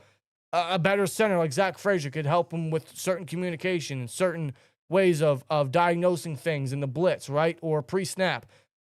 He might do better with a better support system around him on that line, or even say a certain quarterback, under center, right? Yeah. He's also very young still. He's only 26 years old. So he's still got a lot of room to grow. He does. Yeah, that's one way to look at it, is like the surround system with what we had to the Chargers. Maybe it's a bit better over here in Pittsburgh for him to be given that shot, given that opportunity, especially based on his availability.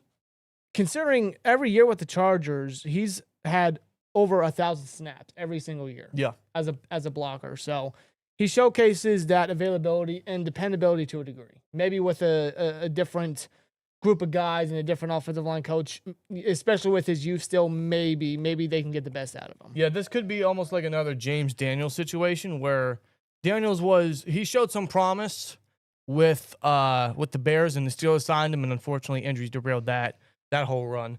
Zion Johnson, similar situation where they could sign him cheap. He's got a ton of starting experience, even still for his age. I don't think he would break the bank. And, with better coaching and a new change of scenery, it could do well for Zion Johnson.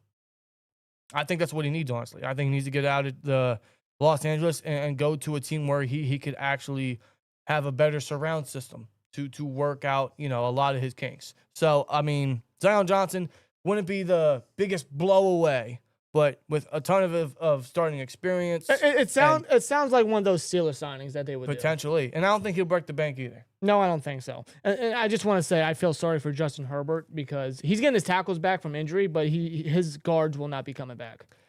No. Johnson's going to be a free agent, and I believe they're cutting Mekhi Becton. Yeah, who's their center? Isn't it Tyler Biadasz? Is that how you say it? Did they sign him? I believe they did. Biades? I can never pronounce it. Badass is what I always call him. Yeah, former Cowboy and Commander. Oh, he is. Oh, he did sign with the Chargers. So Herbert's got a better center. Bro, y'all got Linderbaum out there, and y'all want to sign. Linderbaum might go to the Bears. The Bears just traded for Garrett Bradbury, I think. Oh, did they? Yeah. Why? They got over $100 million in cap. The Bears?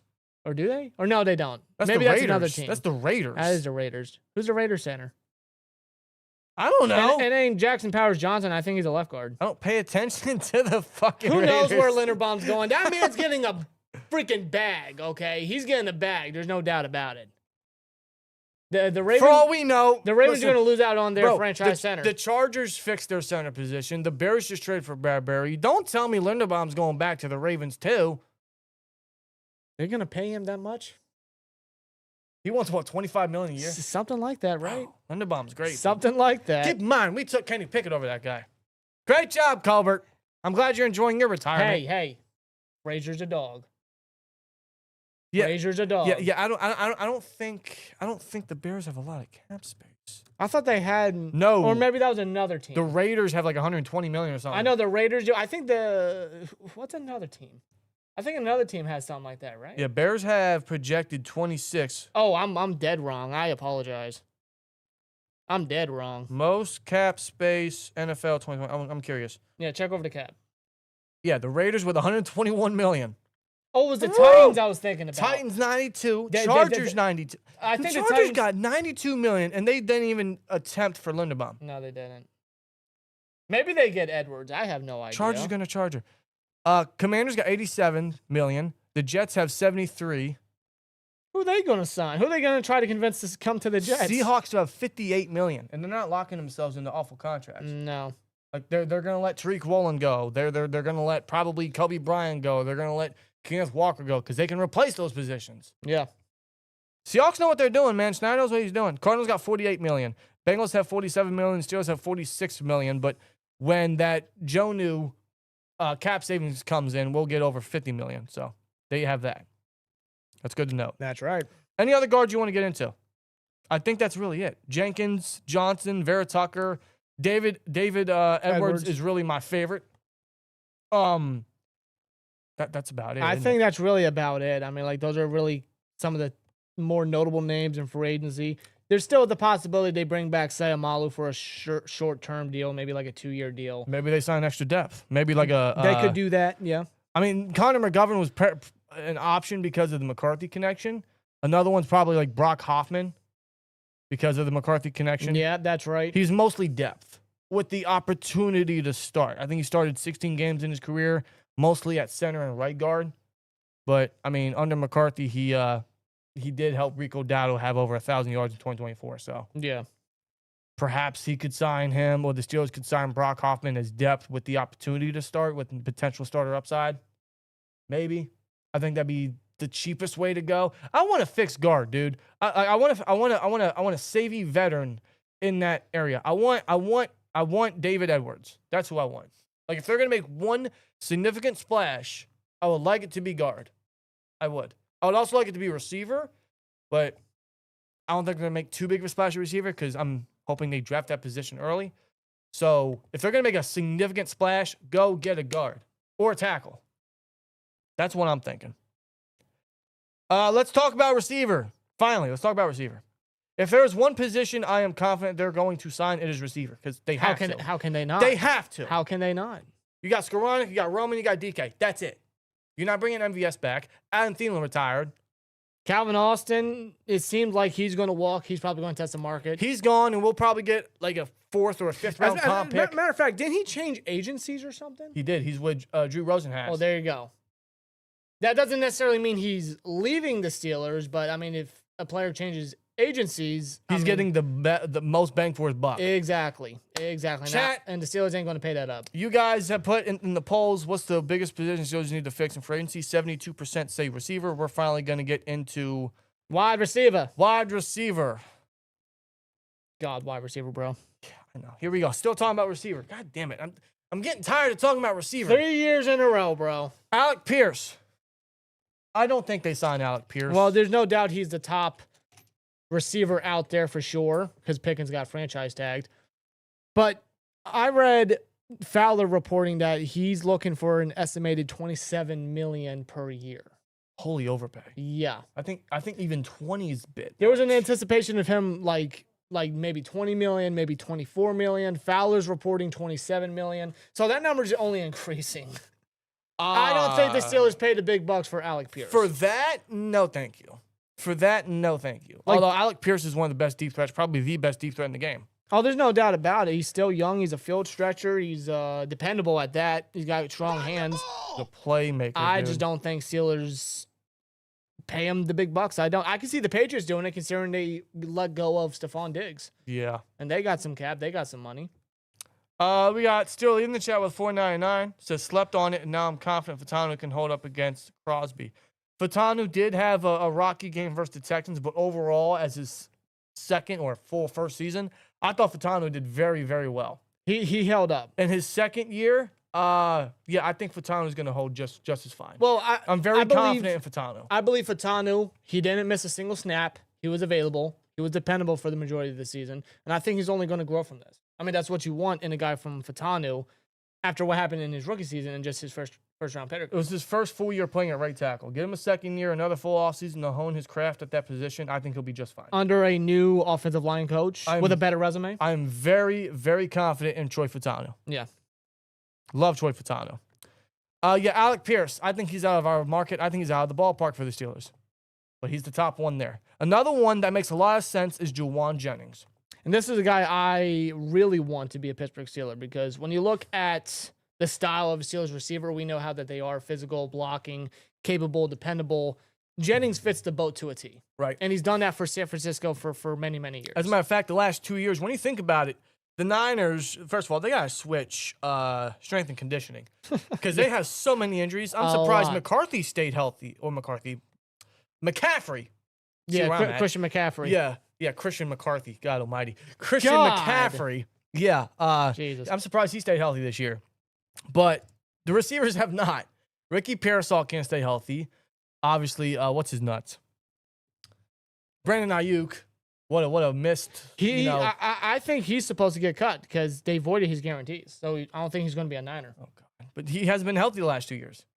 No on Ayuk. I'm good. No. But Jennings has stepped up as that wide receiver one role, bro. He has really stepped up and kind of broke out. He's also versatile. He can work in and out if you really needed to. Good hands and obviously a tough blocker for his size. And a touchdown magnet at that. I mean, he had 9 touchdowns last year. Yeah, with Mac Jones and Brock Purdy. Yeah. So it's like he can work with any kind of quarterback. Like Jennings fits the boat to a T for what the Steelers want in a wide receiver. I would really like Jennings. He's soon to only be 29 years old, which isn't too old for the receiver position. But no. You bring him in and ideally take a receiver early. If you want to put him out in the slot, Jennings can do that perfectly. You want to bounce him out wide, he's good enough to make plays out there too. He could take some attention off of DK and any other targets we got on the offense too, right? I would like Jennings. I really would. And looking back at the Ayuk situation 2 years ago, when there was rumors of Steelers are trying to trade for Ayuk, or there's trade rumors of Deebo Samuel when he was a Niner at the time. Yeah. I have to think that they were looking at Jennings just as much. You have to think, right? I was thinking so, yeah. Now he's going to be a free agent. I don't know if the Niners are going to want to try to keep him. They should, because they don't have receivers. No. But as of now, he's a free agent, so let's I would love Jennings. Rashid Shaheed. The Steelers tried trading for him at the deadline, and Shaheed said, nah, I'm good. I don't want to go there. Can you blame the guy? No, but if you throw a bag at him, why would he say no? He's an electric playmaker, dude. Like, he's also a return specialist, so that would fill two birds with one stone, wouldn't it? Yep, it would. It would make him the wide receiver too outside. If you want to put him in the slot, he can do that too. But he's a speedster. He's electric. He's a deep threat, and he can work in the return game, where he's explosive in that too. It has been reported that Shaheed is not even close to an extension with the Seahawks, and the expectation is that he will test the free agency market come Monday. Another free agent for the Seahawks. They have a lot. A lot. They might rely on a guy like Torrey Horton to take that role. Can he stay healthy? I don't know. They could do that, though. Or, the Seahawks might be looking at Shaheed as, okay, we're going to let you test the market, see what your mills are like, and then we'll probably try to bring you back. They'll go from there. Which, if there's one player in the free agency list that the Seahawks should definitely bring back, it is Shaheed. But if he's going to be a free agent, I would like the Steelers to try to go look his direction because they tried during the deadline, and now he's a free agent. And if you throw a bag at him, why would he say no? I want to break the bank for him, but if you want an electric playmaker like Connor's been preaching at the receiver position the last 2 years, Shaheed's up there. Yeah, just flashy, a deep threat, capable hands, good hands at that, speed, of course, and again, his special teams capabilities. Exactly what the Steelers could be vying for, could be looking for. It kind of makes sense, doesn't it? It does. Now, whether Shaheed wants to be here, I mean, that's totally up to him. Like, it is his decision now exactly where he wants to go with him being a free agent. So, I mean, that's going to be one of the more intriguing free agents to keep an eye on exactly where he could go. Right. But Shaheed to the Steelers, I mean, I was always a fan of Shaheed, even dating back to the trade rumors just this past season. So. Oh, he's always been a playmaker. I mean, with the Saints, obviously, with so many different quarterbacks, and with the Seahawks, he kind of was that added, electric piece that they really needed, not just in return game, but even on offense. Yeah, big time. He didn't score no receiving touchdowns for him, but in the return game, that was a big factor. What was it? The divisional round game versus the 49ers first play of the game. Something like that, yeah. Kick return for a touchdown. I mean, the crowd was just electric. Like, I remember that, bro. It's wild. Like, Shaheed did that. That's the player Shaheed is. Now, one that makes a ton of sense and one that we put in the thumbnail and a lot of you guys have been preaching about, the one that makes the most sense for the Pittsburgh Steelers at wide receiver is Romeo Doubs. He's been tied with the Steelers for the better part of 2 years, really. Through trade rumors and trade options and whatnot, only for Matt LaFleur to be like, hey, yeah, he's not going anywhere. exactly, like he's not being moved about. But now he is a pending free agent. Now he's going to go somewhere, and he's going to get probably a decent little market. I don't think he'll break the bank, but, I mean, he's a favorite to the Steelers because of the A-Rod connection. He has brief A-Rod connection in his rookie year. But, no, his route running ability, he's a deep threat. He's very disciplined. He's got the size you want, 6'2", 204. And he blocks. He had 6 touchdowns last year. That he did. He'll have a bidding war with many teams, but I think the Steelers are going to be within that bidding war. Doubs to the Steelers just makes sense. He can work outside. He's a big body. He's a playmaker, right? It just makes a lot of sense. And then you can still draft a receiver early. I think DK, Doubs, and another receiver would be just fine with me. I think I'd be very happy with that receiver. I would honestly be very satisfied with that. Like, Doubs has always been a very contributive player for the Packers for 4 years. I feel like he's only gotten better. I mean, he had his best season this past season with the Packers. It seems like every year his yardage goes up, his touchdowns goes up, and his yards per reception goes up. And his drops kind of decrease. He has 3 year by year. He had 3 drops last year, but he has more touchdowns than drops. Yeah. That's a plus. That's kind of what you want, isn't it? Exactly. I mean, Doubs just makes sense just based off the connections and whatnot. Right. Yeah, I think Romeo Doubs just. If I were to predict, what is one receiver the Steelers are going to sign? I think it's Doubs. It just makes a lot of sense. And you look at last year, because I think Watson was still hurt. Christian Watson, I think he was still recovering from an injury, as well as Jaden Reed. Yep. And for some reason, the Packers did not want to utilize Matthew Golden for whatever reason. I don't know. Plus, you got to keep in mind they did lose Tucker Kraft at that too, so they lost some pretty significant targets. The Packers did in Jordan Love. And Doubs was one of those guys that started and played all 17 games. Like, he was very dependable, available, capable, and just reliable. I mean, that goes to show the type of talent that Doubs can be if his name is called upon. And I think, like, if you're talking contracts, like, what's his projected contract to be? Probably somewhere around 13 to 16 million, maybe a year, which wouldn't be terrible. No, I mean, like, well, you got to think the entire receiving market is insane. We're paying DK $33 million a year. It's only going to rise, bro. Like, the receiving market is out of this world. What do you think JSN's going to make? He might get 45. It wouldn't surprise me. Good Lord, right? I'm not even kidding, bro. I'm not. It would not surprise me one bit. Yeah, so like 12 to 16 wouldn't be terrible for what he could bring to the Steelers, right? He's not going to be a 1,000-yard receiver. Or he's not going to be like, he's not a number 1. Him as a number 2/3 would be just fine for him. He's a great role player that does everything good. He's a good player, which, I mean, there's a ton of those in free agency, and that's all you're really looking for is good role players that are going to be improvements that are going to do everything that you need them to, and Doubs does that. All I want is a reliable wide receiver, too, and Doubs fits that to a T. Yeah, someone that's on the field almost every snap and has a high motor. And can even make some of the toughest catches that you don't think he would make, but he can make them. Agreed. Wan'Dale Robinson. Now, this is primarily a slot option because we're going to need a slot receiver because we're going to run a lot more 11 personnel than we did under Arthur Smith. Mike McCarthy loves his 11 personnel. He loves his slot options. Wan'Dale Robinson's probably one of the better slot option receivers in free agency. I don't know if the Giants are going to keep him. Now, shout out to Wan'Dale because he broke out this year. His first couple years, he was more so just like that short yardage guy. You get it off to him short and he'll get the yardage you need. This year, he kind of peaked up a little bit in production and more so as a field stretcher. He had his first 1,000-yard season this year. He did. And it's funny because he had similar targets and receptions the last 2 years. Yeah, 2024, he had, and this was with Daniel Jones at quarterback, he had 140 targets with 93 catches in 2024. This past year, he had 126 and 92. Yeah, 126 targets and 92 receptions this past year. But his yardage from 2024 to 2025 leaped by more than 300 yards. Yes, it did. And that's because Nabbers, of course, sustained that unfortunate injury, missed his season and whatnot. And Wan'Dale, he stepped up. Considering the wide receiving room that they had behind Nabbers, it was Wan'Dale, I think it was Darius Slayton's still there, and Jalen Hyatt, who just has not done well. No, Out hasn't of Tennessee. panned out. No. No, Robinson's been a guy that has stepped up to the plate. 4 touchdowns last year, only 3 drops on 92 catches.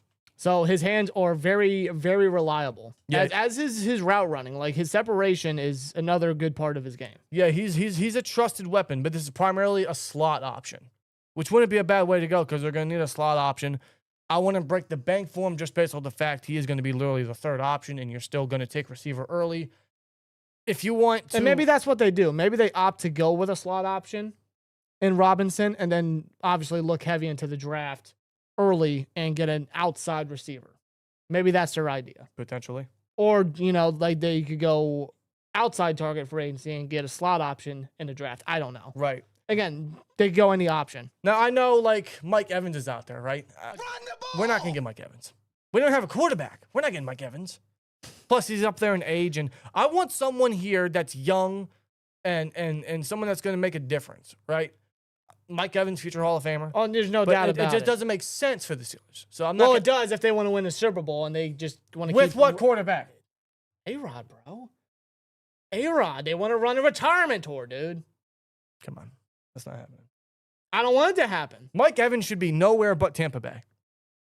It would be an absolute sin if he has to wear another jersey. He should be loyal to Tampa Bay. It's just one of those players. He's just one of those players where it's just like he should not play for any other team. One jersey player. Almost like you don't get those nowadays. Almost like a Reggie Miller or a Dirk, right? Like they just play for one team for so long. That's it. Like it's just how it should be. That's the kind of guy Evans is. Yeah, that's probably the primary options here is Pierce, who I don't expect the Steelers to sign. Jennings is a likely option.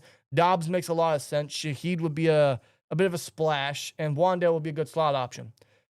Anyone else is primarily depth, and that's Jalen Naylor, who would be a 3 or 4 at best. He doesn't have a lot of production over the years, but he can work in and out, so he has that versatility and obviously a connection to the new offensive coordinator of the Steelers, Brian Angelico. That's right, of course. I actually forgot all about that. I mean, it could make sense as far as a depth guy, like maybe as a wide receiver 4. I guess it would be fine just to better the depth. A trusted target, a trusted face for Brian Angelico in the offense. Odell Beckham? Hershey, what are you talking about? Odell Beckham? Is that guy still... Who? Has he not retired yet? No, he hasn't. Is he not retired yet? I think he said, what was it, last year? I think he said that he'll retire when he wants to retire.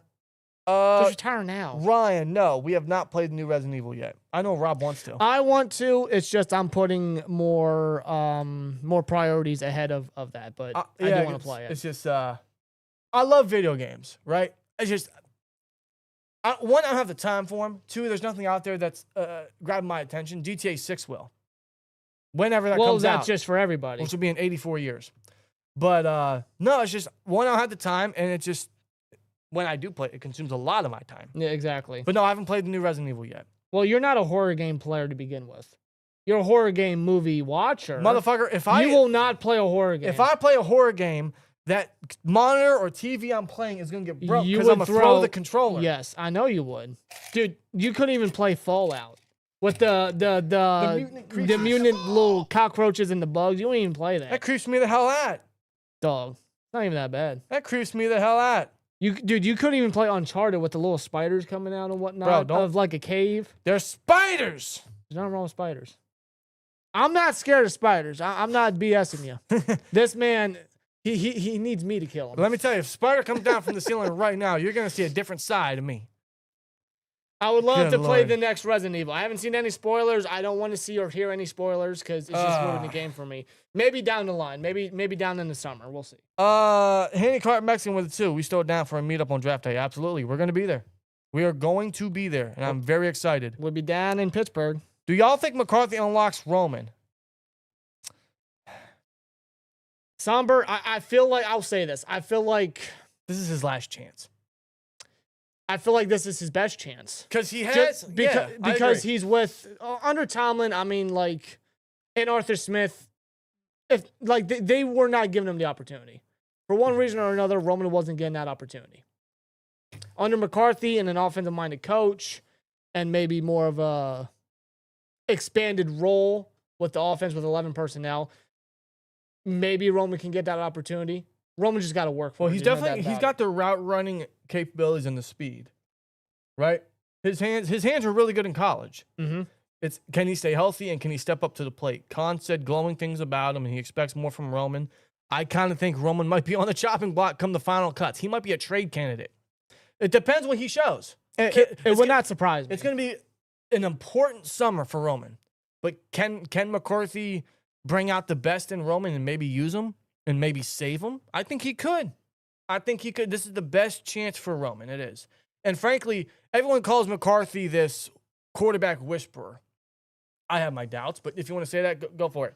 I think he's more so better as a receiver guy than he is quarterback. Look at receivers he's drafted for a long time. Going back to the Packers and Dallas. Not all his receivers are great, but when you look at some of the higher guys that he's selected, a lot of those receivers have turned out to be very, very good. Big time. Dependable. So that might do wonders for Roman. It might. And maybe he's the 3. Compared to the previous coaching staff, this would be Roman's best chance. But at the same time, Roman's got to work for it. Right. And his durability held up last year. I don't think he was hurt all year. He was just a healthy scratch because Tomlin and company opted to go with MVS and Adam Thielen for some reason. Yeah. So for Roman, he's got to work for it, but this could be his best chance. But at the same time, it could be his last chance. But Roman, no doubt about it, he's got to work for it. So I'm hoping for the best for Roman. I am. Steerly with a 49 says, let's be real. Rodgers froze at Roman and Freiermuth. He really doesn't like young receivers. He better get used to that. If he's going to come back, he better MVS get really used to panned that. out.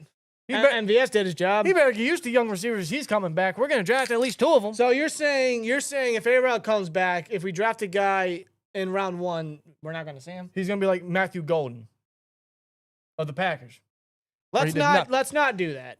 Hogwarts Legacy also has spiders, and Skyrim has spiders. I never played Hogwarts. Haven't played Hogwarts. Played either. Skyrim, yes, does have spiders. Yes. I didn't play Skyrim. I did for a little bit when I was Is that younger. a sin? Is that a sin? Maybe to some people. I mean, I don't think it's a big deal. Just let me play a horror game, any kind of horror game, bro. I'm sitting down and playing. You love Outlast. I do. Played that game a dozen times. I have. It's just there's a good story underneath all the visuals and whatnot. Outlast is great. Resident Evil is one of my favorite gaming franchises. You got Until Dawn. I hated the movie, by the way. I felt like they did that wrong. Yeah, that was terrible. I watched like half of it and I turned it off after the bathroom scene. If you know, you know. There's not many horror movies that we turn off. I could probably count on one hand how many horror movies we've shut off. It was Until Dawn. It was the Exorcist movie. The newest The Believer. Yeah, the sequel to the original. That sucked. That sucked. It was so boring. And I watched the TV Glow. That was one of the most boring movies I've ever seen. Don't watch those. Let's get back on topic here. Jalen Naylor. I wouldn't be shocked if they grab him just based off of the Brian Angelico connection. Another one I'll add based off another connection is Jalen Tolbert. Yep. Again, this is primarily depth. This is not someone I want them to sign. I'm just going to add him here because I wouldn't be surprised. He was drafted by Mike McCarthy in the 3rd round in, I think, 2022, and had a career year in 2024 as the Cowboys' number 2 with 610 yards and 7 touchdowns. He would be depth. He has that connection, and he's cheap. I would not be surprised whatsoever if McCarthy's like, hey, let's bring in Jalen Tolbert. As a depth guy, as a 4, I think it would work. I think that's his best role. I think that's fine. Now, I'm also going to add these for special teams purposes because we don't have kick returners. We don't have punt returners. Calvin's most likely going to go. Gainwell has that capability, but he might go too. We might get a comp pick for Gainwell next year. We're not putting Caleb Johnson back there for obvious reasons.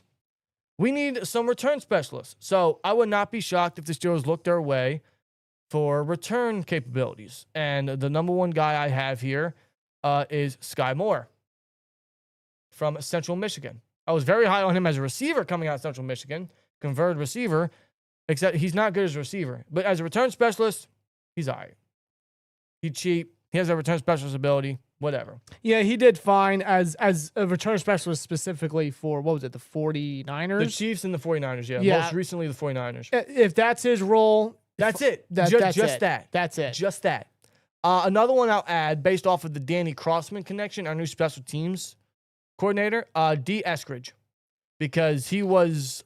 Former Dolphin, right? Yeah, former Dolphin. He worked with Danny Crossman back in 2024 with the Dolphins. And Eskridge was their primary returner last year, I believe, when they changed the league rules and the kickoff rules.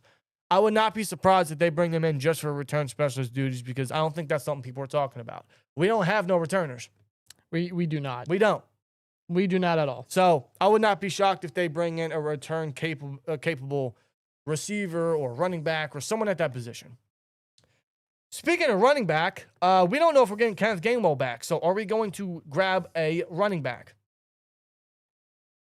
I would not be shocked, honestly. Well, we're not getting the top guys like Kenneth Walker, Breece Hall, who got franchise Who tagged. said it on Twitter, X? Wasn't that Pony? Was it Philip Pony? He said the Steelers are tied to Kenneth Walker.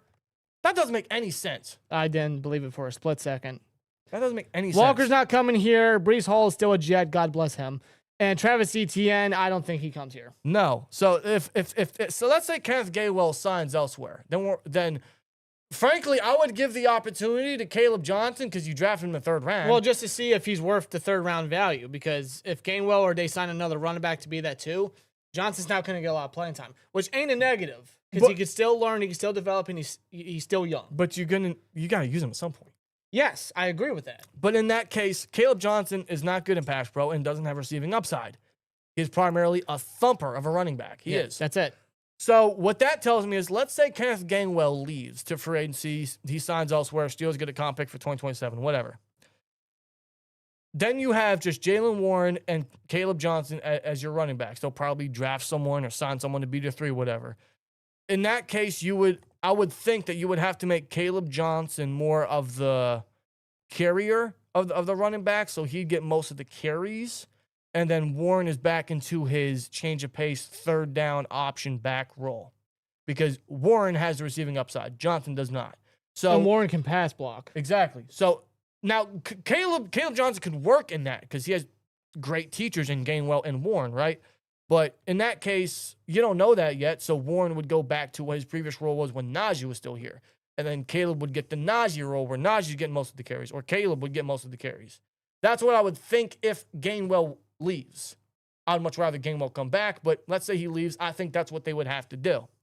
Otherwise, Gainwell leaves, Warren's still your premier back, Johnson's your depth, then they sign somebody. That could be like a Rashad White, because that makes sense. He's like a Kenneth Gainwell-like player. He's got return specialist abilities, he has the receiving upside, and he's a decent running back. Yeah. He has that. He has all that facets that kind of make out what Gainwell is. I think Gainwell's better, but he has similar skill set. He has a very similar skill set. He's a good rotational guy that can pretty much do everything, right? So he would be pretty much the Gainwell replacement if Gainwell doesn't come back. Yeah, that just seems to be his role going forward with his NFL career, which is fine, and he just fits that role pretty well. He did that in Tampa Bay.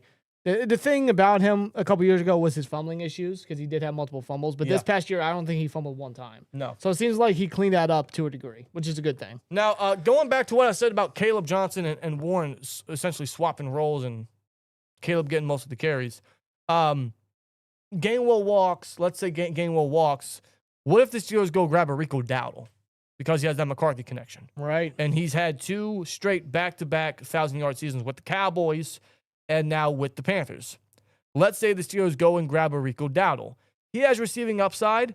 It's kind of underrated in his game, but he's not known for it. He has the capabilities of doing it, but let's say Rico is that premier guy where he's getting most of the carries and he's that thumper in the run game. He can break out for some explosiveness, right? And then Warren is tossed back into that 3rd down option role.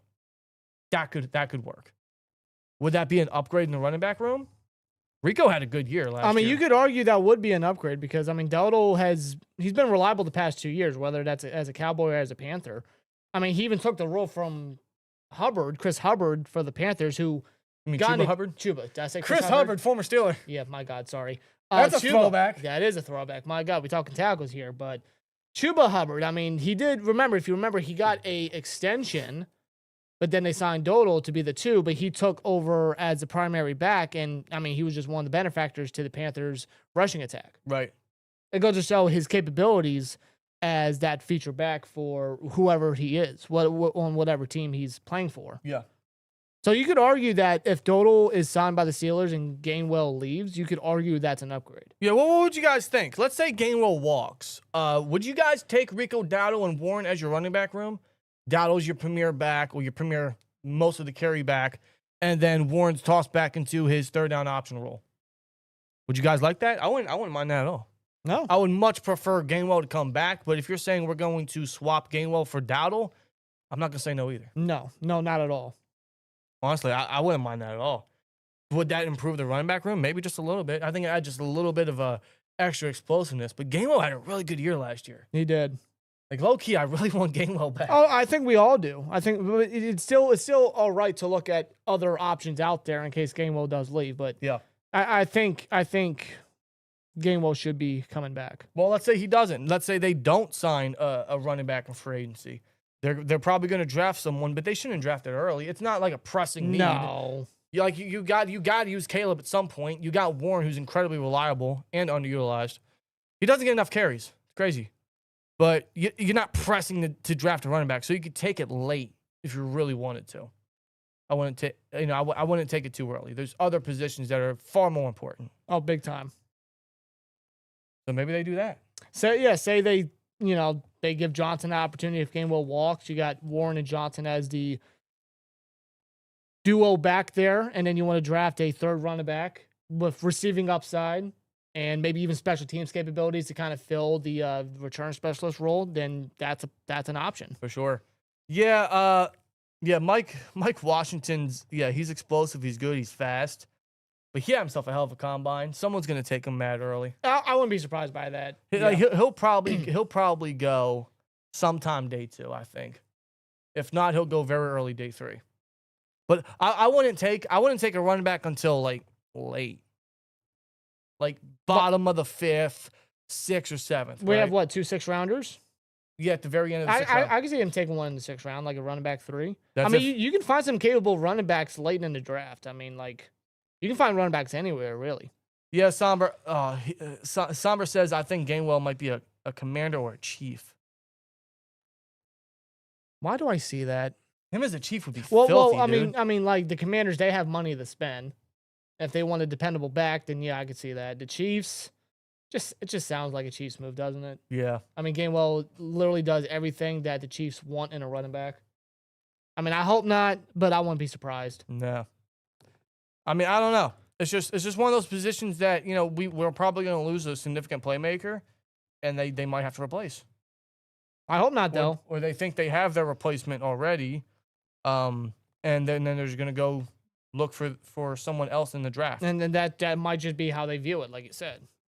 I don't know. Again, just one of those positions that you don't really know until we see what happens with Gainwell. No, not at all. So, I mean, it's just one of those things like, we'll see what happens. Maybe they take one of the Penn State backs if they fall far enough. Possible. I don't know. We'll see. We'll see how that goes. But running back, don't sleep on that in terms of a potential signing. I'm hoping that soon we'll get news on Gainwell. But if I see Kenneth Gainwell has signed to what team, my heart might be broken. I'm not gonna lie to you. I didn't think I'd say that about Kenneth Gainwell a year from now, but Here we are. here we are. That's crazy. Now, finally, quarterback. Quarterback, By guys. far, and I mean by far, the thinnest position on this list. There's only one guy I want, but he's going to get incredibly overpaid by either the Dolphins, the Cardinals, perhaps the Falcons. Malik Willis. That's it. That's it. That's it. But I don't think the Steelers are going to sign him because some team is going to incredibly overpay for him, and I don't want the Steelers to do that. If the price makes sense, go get him. But the price isn't going to make sense because I think I like Malik Willis as a potential bridge option or some competition or whatever. But some teams are thinking he might be the answer, or he might be getting. I'm not gonna lie, he might be getting a little overhyped in free agency, just a little bit. I think a team like the Cardinals or the Dolphins or the Falcons or what other team needs a quarterback? Vikings. Vikings, yeah. Vikings, yeah. They're up there too. Yeah, I think Malik's gonna get he's gonna get the bag for essentially one game. Now, he's a good backup for the Packers, He did good versus the Ravens. He done good for Love, filling in for Love before. Yeah. He's really worked his way up since being drafted out of Liberty by the Titans. And it goes to show you, like, sitting raw quarterbacks is the way to go. Yep. Like, why are we not making this a trend or making this more of a thing, right? Let's normalize benching and sitting raw quarterbacks. Because look what it's doing from Malik Willis. Now he going to get the bag for some team that's probably going to overpay for him. Yeah, and there's speculation that he could get a Justin Fields-like contract that Fields got with the Jets. It was 2 years, $40 million contract, so something of that principle. Well, it was $30 million guaranteed for Fields. It's something like that. Willis should get no more than 20. No, I agree. Like, it could be something similar to that, but probably not as much. Well, the Steelers offered Fields $20 million guaranteed. Fields didn't take it. No. Willis should not get more than $20 million guaranteed. He shouldn't. I wouldn't be shocked if some team offers him 25, 30. Well, you just look at the connections with the quarterback needy teams like the Dolphins, right? Jeff Hafley, their new GM, right? The Green Bay connection. You got Arizona. They're going to release Kyler Murray, and their new head coach, Mike, is the brother of, what is it, Matt LaFleur? Yeah. Matt LaFleur? Mike LaFleur, is the new, what was it? Is it Cardinals? Yeah, Cardinals. Oh, God bless him. He's got a lot to work with. Yeah, he does. A lot. So, But yeah, like, but there's a connection here because of the brothers. That's Correct. what I'm saying. Yeah. It's like the Harbaughs. You know how the Harbaughs switch and trade players out and even coaches, right? Like Greg Roman, for example. Greg Roman went from John to Jim, just like that. Pretty much. Adolfo Away went from John to Jim, just like that via trade. They're all, even Gus Edwards, JK. Like, the Harbaughs just love sharing. So, Malik Willis going from Green Bay, from one brother to Arizona to other brother. From Matt to Mike. Hey, it won't surprise me because exactly what does Arizona do at quarterback? Unless they run with Brissett for another year, because he connected well with his targets with Michael Wilson and Trey McBride, and maybe they're hoping for Marvin Harrison to finally burst onto the scene. See, I think that's Arizona's situation to figure out. Well, they're getting rid of Kyler. We don't want Kyler. No, we made a video discussing about Kyler to the Steelers. You even made a short about it. No, we don't want Kyler. We don't want A-Rod. We don't want Geno, and we don't want no Kirk Cousins. I don't like that. No, we're good. No. Who do I expect them to sign? Kyler Murray.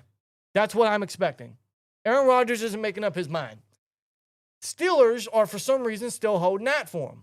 They're holding themselves hostage to Aaron Rodgers. Aaron Rodgers isn't holding the team hostage. Steelers holding themselves hostage. So by the time Aaron Rodgers finally makes up his mind, free agency's done, the draft's done, Aaron Rodgers is like, hey, I'm just going to retire. You have nobody. You got Mason and Will Howard. You need someone else in that room. Preferably competition, not a bona fide guy that isn't going to get you what you think it's going to get you, right? No, and that's why I say this is not the year for any team at that, whether you're the Vikings or the Cardinals or the Dolphins, even the Jets, right? This is not the year for any of them, unless you're the Raiders, of course. Yo, this might be literally like one of the worst years to have a quarterback This issue. is not the year to fix quarterback, whether that's in free agency or the drafts. I don't think this is the year for any of them. I think you got to accept it for what it is and then just go with the flow, right? Because whoever the Steelers have at quarterback this year, it's no doubt going to be a bridge quarterback or a rental, whatever you want to phrase it. Whether that's A-Rod, whether that's Kyler, whether that's experimenting with Malik Willis or experimenting with Will Howard. I would go on the route with, you go with a rental, but you go with an experimental bridge quarterback. Well, frankly, that could be Kyler. Kyler's not an experiment. Well, to McCarthy he is, because he hasn't had a quarterback like Kyler. Think of it. He hasn't had a quarterback like Kyler. Because of his mobility? Yes.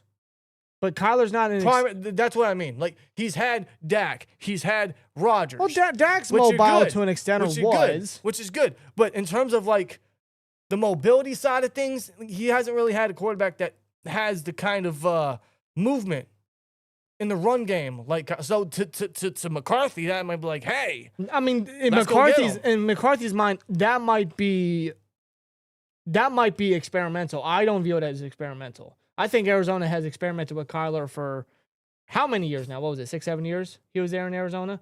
They tried with Kyler. He just has not panned out. Well, I think, so Kyler coming to the Steelers would not be experimental for the Steelers because what does that do? What does that do? But to McCarthy, in my opinion, because McCarthy said during his opening press conference when he was first hired, right, he was all emotional and everything. He finally gets to coach the team that he grew up watching in his hometown, right? It's good for him. Good job. Yeah. He mentioned that the one thing he's noticed about the quarterback position that's evolved is that the quarterback runs the ball. They can extend plays. They're more mobile, right? Which, yes, that's what you want. So to McCarthy, that might be like, hey, I haven't had a quarterback like that. Kyler's available. The Steelers can just sign him for the vet minimum. I'm getting tired of this A-Rod wait. Who's to say Omar Khan doesn't say, Rodgers, go fuck yourself. We're going to sign Kyler for cheap. But if you want to go the experimental route, that would be not overpaying for him, but spending some money on Malik Willis to go with that experiment to see, like, can you get the best out of this guy based off his development in Green Bay? Or But the struggle, continue, sorry. Or you run with Will Howard, considering the amount of praise that he's gotten from pretty much everybody within the Steelers facility. Yes, but also at the same time, what do you expect him to say? You know what I mean? Sure. How much can we buy into what they're selling on Will Howard? You know? I don't know how much we can buy into it. The only way that we can buy into what they're saying is if they actually give him the shot. Which I don't mind giving him the shot, but I'm not giving him the starting gig like that. And that's not what I'm saying. You need him to compete. That's not what I'm saying. I'm not saying just gift him the starting role, right? No, you want to bring in some competition, and that could be Malik Willis. But here's the thing, Rob. You have to overpay to get him because that's just the reality. And ideally, if you're paying a quarterback X amount of money to be the starter or ideal starter, then you're probably going to go with the guy with that contract. And I'm not overpaying for Malik. I would like him to come would not here, either. But there's too many teams that are desperate enough to overpay, and they have the cap to do it. Let them put themselves in a bad spot. That's what I would do. I don't think there's and that's probably what's going to happen. I don't think there's a Sam Darnold-like guy out there this year. There's not. There's not. Well, in that case, who's the backup plan? I don't know. What's the because if it's not A-Rod, maybe it's like they won, I guess it's Kyler because of the vet minimum. I think so. Like it speaks Steeler, doesn't it? See, it sounds like to me, in my opinion, this sucks. It does. My God, in my opinion, they didn't have a backup plan because their main goal, their plan A, is have A-Rod come back and let's just run it back for 1 more year. How long are you gonna But wait I feel like that they didn't have a backup plan at the time. You could say that's Will Howard, but who knows at this point, right? We're just speculating at this point. At the time, they didn't have a backup plan. Now with Kyler Murray being a pending free agent and you can sign him for the vet minimum, what has Steelers written all over it, that's now their plan B. That's what I think it is. I think they want Aaron Rodgers, but he's not giving them an answer, and he was on the Pat McAfee show and saying... Because plan B isn't immobile Kirk Cousins. Plan B isn't Marcus Mariota. Plan B isn't Kenny Pickett. Plan B isn't Geno Smith. Or Jimmy Garoppolo, or... Run the ball! Russ, no. No! Guys, it's bad out there. It's really bad. So yeah, guys, it seems like it's either going to be A-Rod or Kyler. That's my gut feeling is they want A-Rod back. He has said that we will have those conversations down the line. What is down the line, bro? Like Malik Willis will probably be off the market 24 hours from now. 24 hours at 2:02 p.m. on Monday the 9th, he will probably already be gone. Most likely. So then at that point, what do the Steelers do? Do they just get tired? Do they get tired of this whole A-Rod wait and they're like, let's just sign Kyler? Yeah, do they wait till Wednesday and it's just like, hey, Kyler, that's what's your interest? That's what I'm expecting. I could be very wrong, but that's what I'm expecting. Do I want that? No. I don't know what they do though, man. But free agency is going to be very interesting. I want the Steelers to be active. That's what I want them to be active at guard, at receiver, at maybe tackle, maybe at corner, right? Potentially safety. I think they got to be. I think they got to be active. They have the cap space to do it. I know they have 12 picks, but I think a lot of those picks is stacking depth. And the tail end, ideally. Well, yeah, exactly. Yeah, stacking depth, but they're eventually going to be starters for the long haul. Like you don't got to force these guys into starter roles immediately. Yeah, because they're keeping Ramsey wherever they want to put him. They're keeping Ramsey. So wherever you draft someone in the slot, or you draft someone at safety, you're not throwing him into that role immediately. You're starting him as a rotational piece. Then he'll replace safety eventually. You got to take linebacker at some point. They're keeping Queen. They're keeping Wilson. I don't know if Queen comes back. He's in the last year of his contract. Ideally, you replace him. You draft someone early. You make that guy the rotational guy, and then eventually he's probably the future green dot, right? Whoever that may be. Same thing with tackle. You got Dylan Cook, but you're going to need competition. You're going to need spots there. Receiver. You need more receivers. So, yeah, they have picks, so they could use a lot of those picks to fill some of their serious needs. But I'm thinking based off of their roster construction, who they're keeping and who they haven't cut, a lot of those picks can go into depth who are eventually going to be the starters. And in free agency, they can be active enough to fulfill a lot of the other needs. That way, it gives you some flexibility to maybe even trade some more picks in the draft to trade up for a certain somebody, wherever that's in the first round or early day 2 or whatnot, right? It just gives you more. It gives you more room to work with. It does, more flexibility. Steer Lee with 499 says, "Fuck it, run with Will Howard and draft Drew Allaire in the 4th." I would more so draft Allaire in the 5th, but I get what you're saying. Drew Allaire is just he's just one of those guys where he's not good, and he wasn't good in Penn State. Now at the same time, I'll also give a lot of blame to James Franklin. Franklin was not a good coach. No, he's a good of course recruiter, not a good coach. Of course. So perhaps Franklin hindered a lot of Allaire's play. But Allaire, however the hell you say it, he has really been bad against top-ranked teams, as has James Franklin, almost like a match made in heaven. Mm-hmm. He cracks under pressure. His accuracy is very up and down. But as a third option in the 5th round, I'll be okay with it. But if you're asking to take him day 2 in the 4th, depending on what position they select, I'll be okay with that too. But I can't justify an Allaire selection if it's not up until at least the 5th. However, I wouldn't be surprised if the Steelers take him earlier or if a team takes him earlier, based off of what people think could be a very high ceiling. Because he has the arm, he has the measurables, he has the build you want, but everything up here and his accuracy is where it all comes down to a concern. Yeah. I mean, like with Allaire or Allaire, whatever, you're going to have to be patient with him. Like, if you think you can get the best out of him, you're going to have to be really patient with he's him. not starting day 1, nor he wouldn't. He'd come in as competition, if anything. Yeah. And if Mike McCarthy's this great quarterback whisperer, maybe that's a good fit. It could be. But again, you're going to have to be patient with him. If you ask me, a team that could be really patient with him and want to give him a opportunity, and it could be a fit for him and his style, I could see the Rams potentially looking at him. Yeah, because they're going to need an eventual plan after Stafford, right? Yeah, and that could be an idea, right? Because Stafford, I mean, he just won MVP. He's, 37 years old. He's not showing any signs of declining or even wanting to retire. He can play up until he's A-Rod's age if he wants to. Sure. That's just how good Stafford is playing. Plus, you got targets like you have in Los Angeles and the coaching staff. I mean, that's great. And Los Angeles is most definitely going to add another receiver. They're going to be in the receiver sweepstakes for the draft or for free agency. Most likely. Keep an eye out for the Rams and what they might be spending for a receiver. Most likely. Just saying. But Allaire sitting with the Rams and then being patient with him under McVay, I can see that as a fit for Allaire. Yeah. I can. Murray can't even see his receivers. Oh, man. Yeah, it's Kevin Hart back there. Ryan, what's good? Good seeing you in the chat, man. Hey, Ryan, what's up, brother? All I know is we better see full preseason games with Howard. If they draft a guy, fine. He can get some reps too, but the fans want to see Howard on the field against starters. I'm not giving him the keys to the kingdom. I'm giving him an opportunity, right? Like, I'm not making Will Howard the starter right now.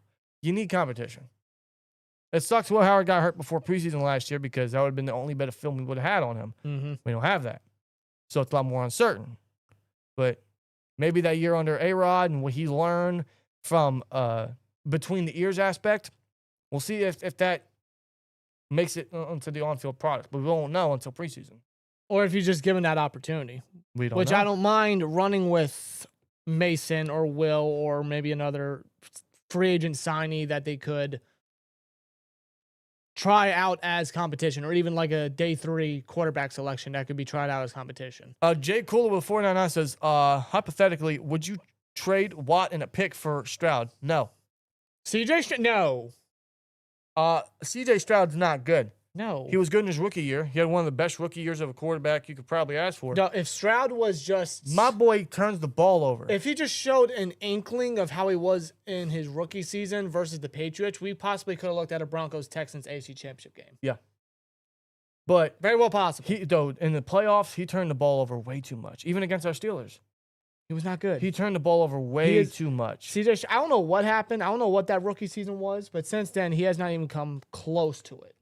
By the Which way, sucks because I like Stroud coming out of Ohio State. By the way, trading Watt is not an option right now No. because of the awful contract that Khan has locked himself in. Yep. You do realize that his cap hit is at the top of the Steelers charts right now with $42 million.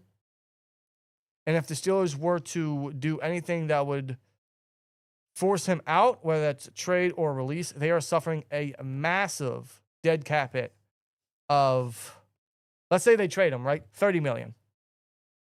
With saving only 12. It's not an option. The time to trade Watt would have been last year before extending him, and they didn't do that. No, they missed the boat They missed the boat heavy on that.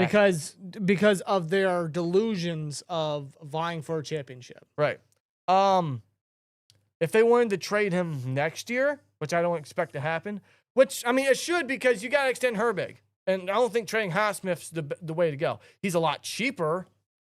Like, it wouldn't be as big of a hit, but probably not the best way to go. Unless, of course, TJ Watt goes back onto another run and another DPOY tandem under Patrick Graham. Which we can only hope so. Listen, Cam Hayward's still playing great football. You know, there was a time I said Cam Hayward should retire. And now he's playing his best football yet, arguably. TJ Watt could get back to that. I think under Patrick Graham, it might work because Terrell Austin was just an awful coordinator in that scheme. Just stale. And Tomlin's influence didn't do good. Well, dude, they didn't change anything. Well, I think Watt also needs to be moved around. And I think that's more so Watt needs to accept that. If he gets back to what he should be and lives up to the contract that he signed and he agreed to, perhaps he could stay. But at some point, one of these edge rushers got to go because Herbig is the future. And I just don't see the Steelers paying 3 edge rushers boku bucks. And if they were to trade Watt in 2027, they would save $22 million but still suffer $20 million. No matter where you look at it in terms of Watt potentially getting traded, which I don't expect to happen anytime, they're suffering a dead cap hit, a massive dead cap hit. Yep, so that boat has sailed. we can only hope that Watts gets back to DPOY form. I hope so. Under Patrick Graham, let's keep our fingers crossed. The on money that. he's making, he has to. With a new scheme, there's no excuses. He's got to live up to that contract, no doubt. I really want him to, bro. So do I. I love Watt. I want Watt to have the greatest success possible. And with the contract I want he's him to win a getting, fucking playoff game, bro. I know. Swear jar. I know.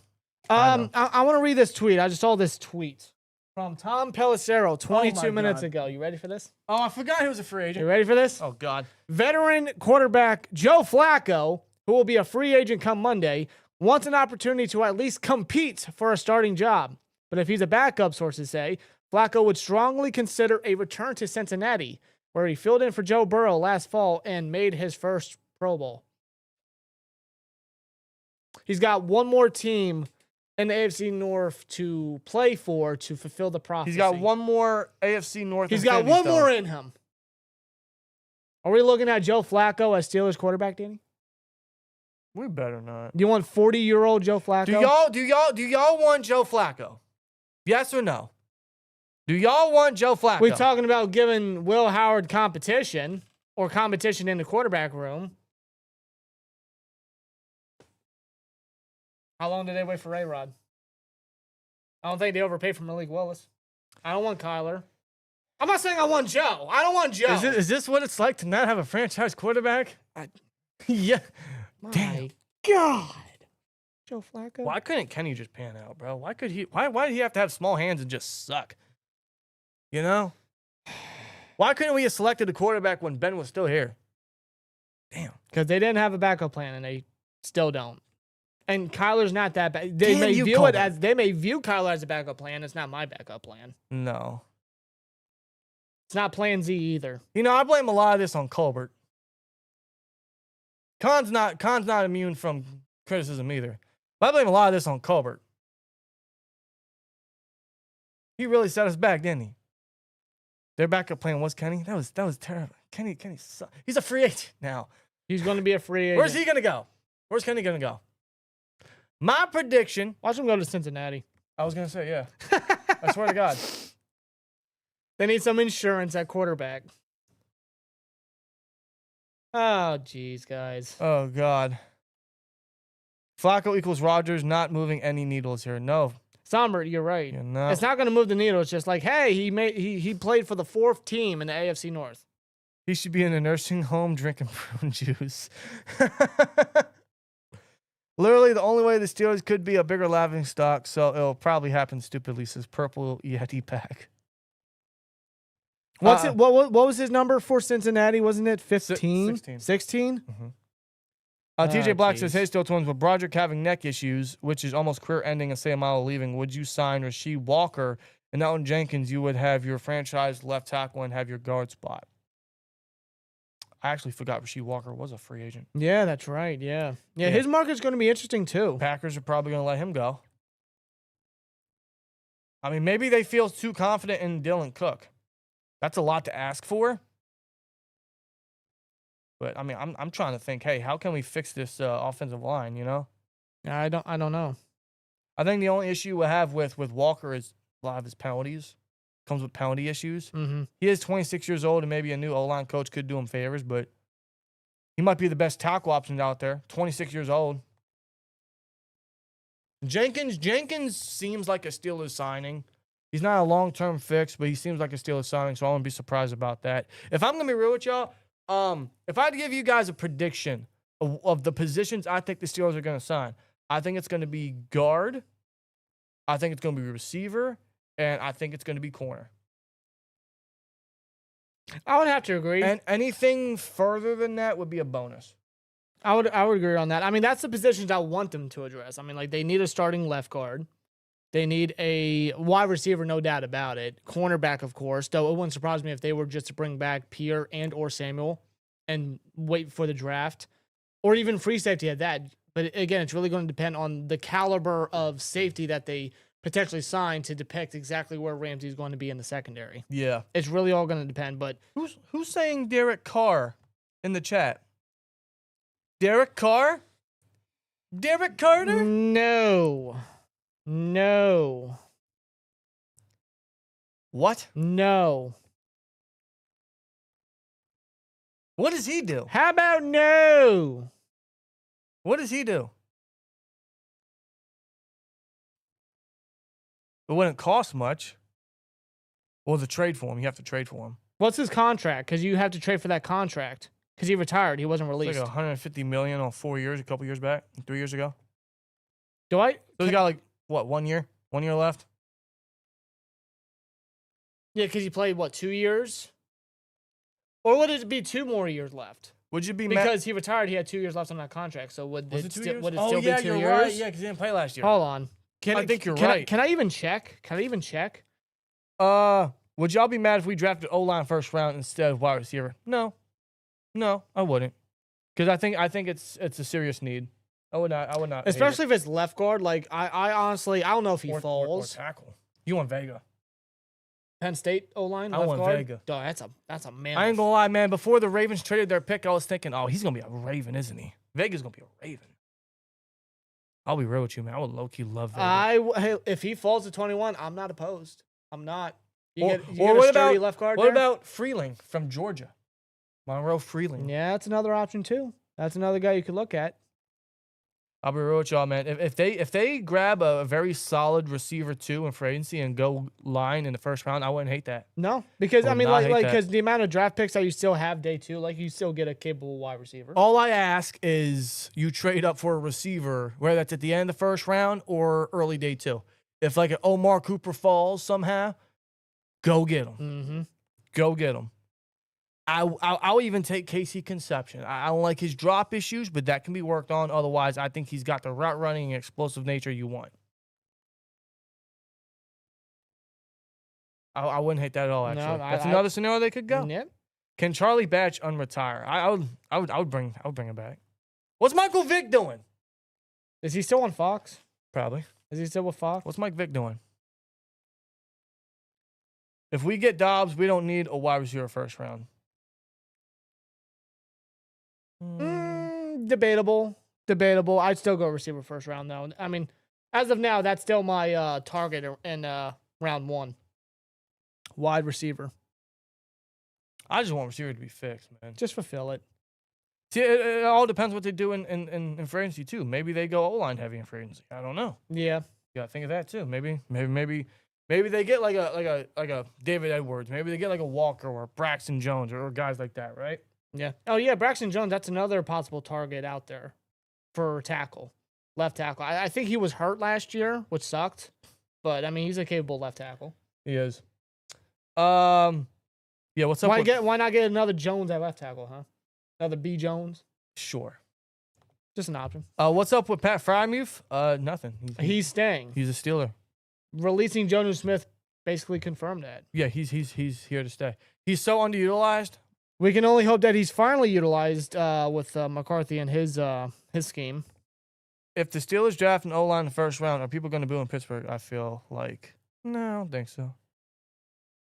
Didn't Pat just sign a contract like 2 years ago? Was it 2? Yeah, I think it was 2. Let me see. Yeah, he signed a contract. It's in September of 2024. So he's got 3 years left. Yeah. Damn. That's right. And he'll only be 30 by the time his contract's up. He might be a 3-contract player depending on how he plays out the rest of his, which hopefully with McCarthy calling the plays will actually be utilized properly. With Angelico as the OC, who's the tight end coach for so many teams beforehand, hopefully he's used properly. Fingers crossed on that, bro. He needs to be used properly. Him and Darnell need more time, need more targets.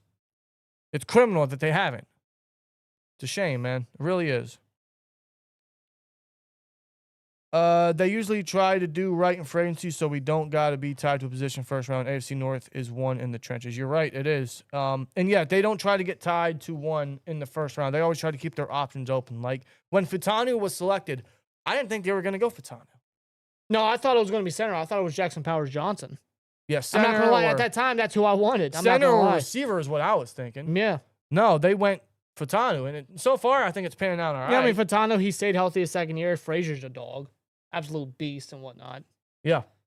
So far, yeah, it's just, again, the wide receivers. No, That's the main position I'm targeting, but like you said, like keep your options open, like guard potentially. D-line's not out the realm of possibility for nose tackle. It's not because they still need an eventual replacement for Hayward, which that could be Harmon. Benton's probably due for an extension. I'd give him one.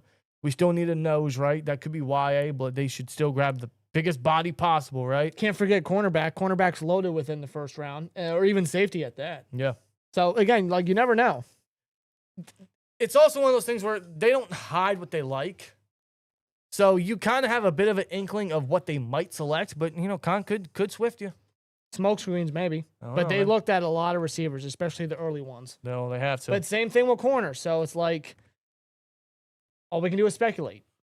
You guys think Omar Khan is an overrated GM? To be honest, I don't think he's that good. As a drafting GM, he's done well. Him and Waddle have done a very good job in the draft. For agency, this is one of the more important free agencies for him, in my opinion. Because, like, he ain't got that Tomlin influence. He ain't got that Tomlin say no more. You got the money to do it. You got top 10 and cap space. Go out and fix some of these needs. Go get some of these players. Yeah. It's not the most, I guess, pretty free agency. It's not full of elite names. But you got a lot of good role players you could bring in, bro. Like, there's a lot of good football players that you can sign at whatever position you need. This is an important factor for Omar Khan this offseason. You know, this is one of the more important offseason for him. I think this offseason and next year are the most important because this year you need to stack as many positions as possible and fix some roles. And then next year, ideally, you're drafting a quarterback. So I think these next two offseasons are mad important for Khan.